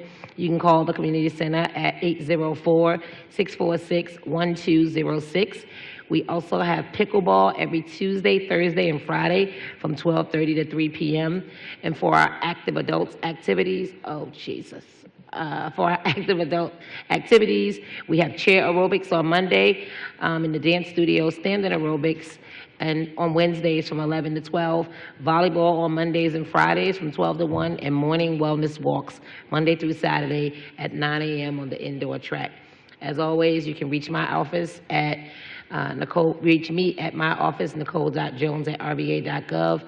But really, reach out to Taya West at rva.gov, or you can call 804-646-2779. Thank you. Thank you, Councilwoman Jones. Councilwoman Robertson? Thank you, Madam President. Just a few announcements. First, welcome our new addition to our staff, our Inspector General. We're grateful to have him on board. Look forward to working with him. Want to put out to the community that the Affordable Housing Trust Fund board meets. It is an open meeting. You can come, sign up to speak to the board, to address concerns as you may have in relationship to affordable housing in the city. The meeting will be held on January 21st at 11 o'clock. At noon, Ingram Apartments, located at 2200 Ingram Avenue, as on January the 21st. The Code Refresh Committee is also meeting this week, Wednesday at 4 o'clock, and that meeting will happen on the 5th floor. The last meeting, we had several residents to come out and provide us with some very valuable feedback, and we want to encourage the community to continue to come out and provide information and recommendations to us as it relates to our code refresh efforts for the city of Richmond. And also for those that, depending upon the services that are provided by social services in any way whatsoever, they have relocated to Franklin Street, and there will be an opening of those services on Wednesday, January the 14th as well, at 4:30 and the 300 block of Franklin Street downtown. Thank you, Madam President. Thank you, Councilwoman Robertson. Vice President Jordan.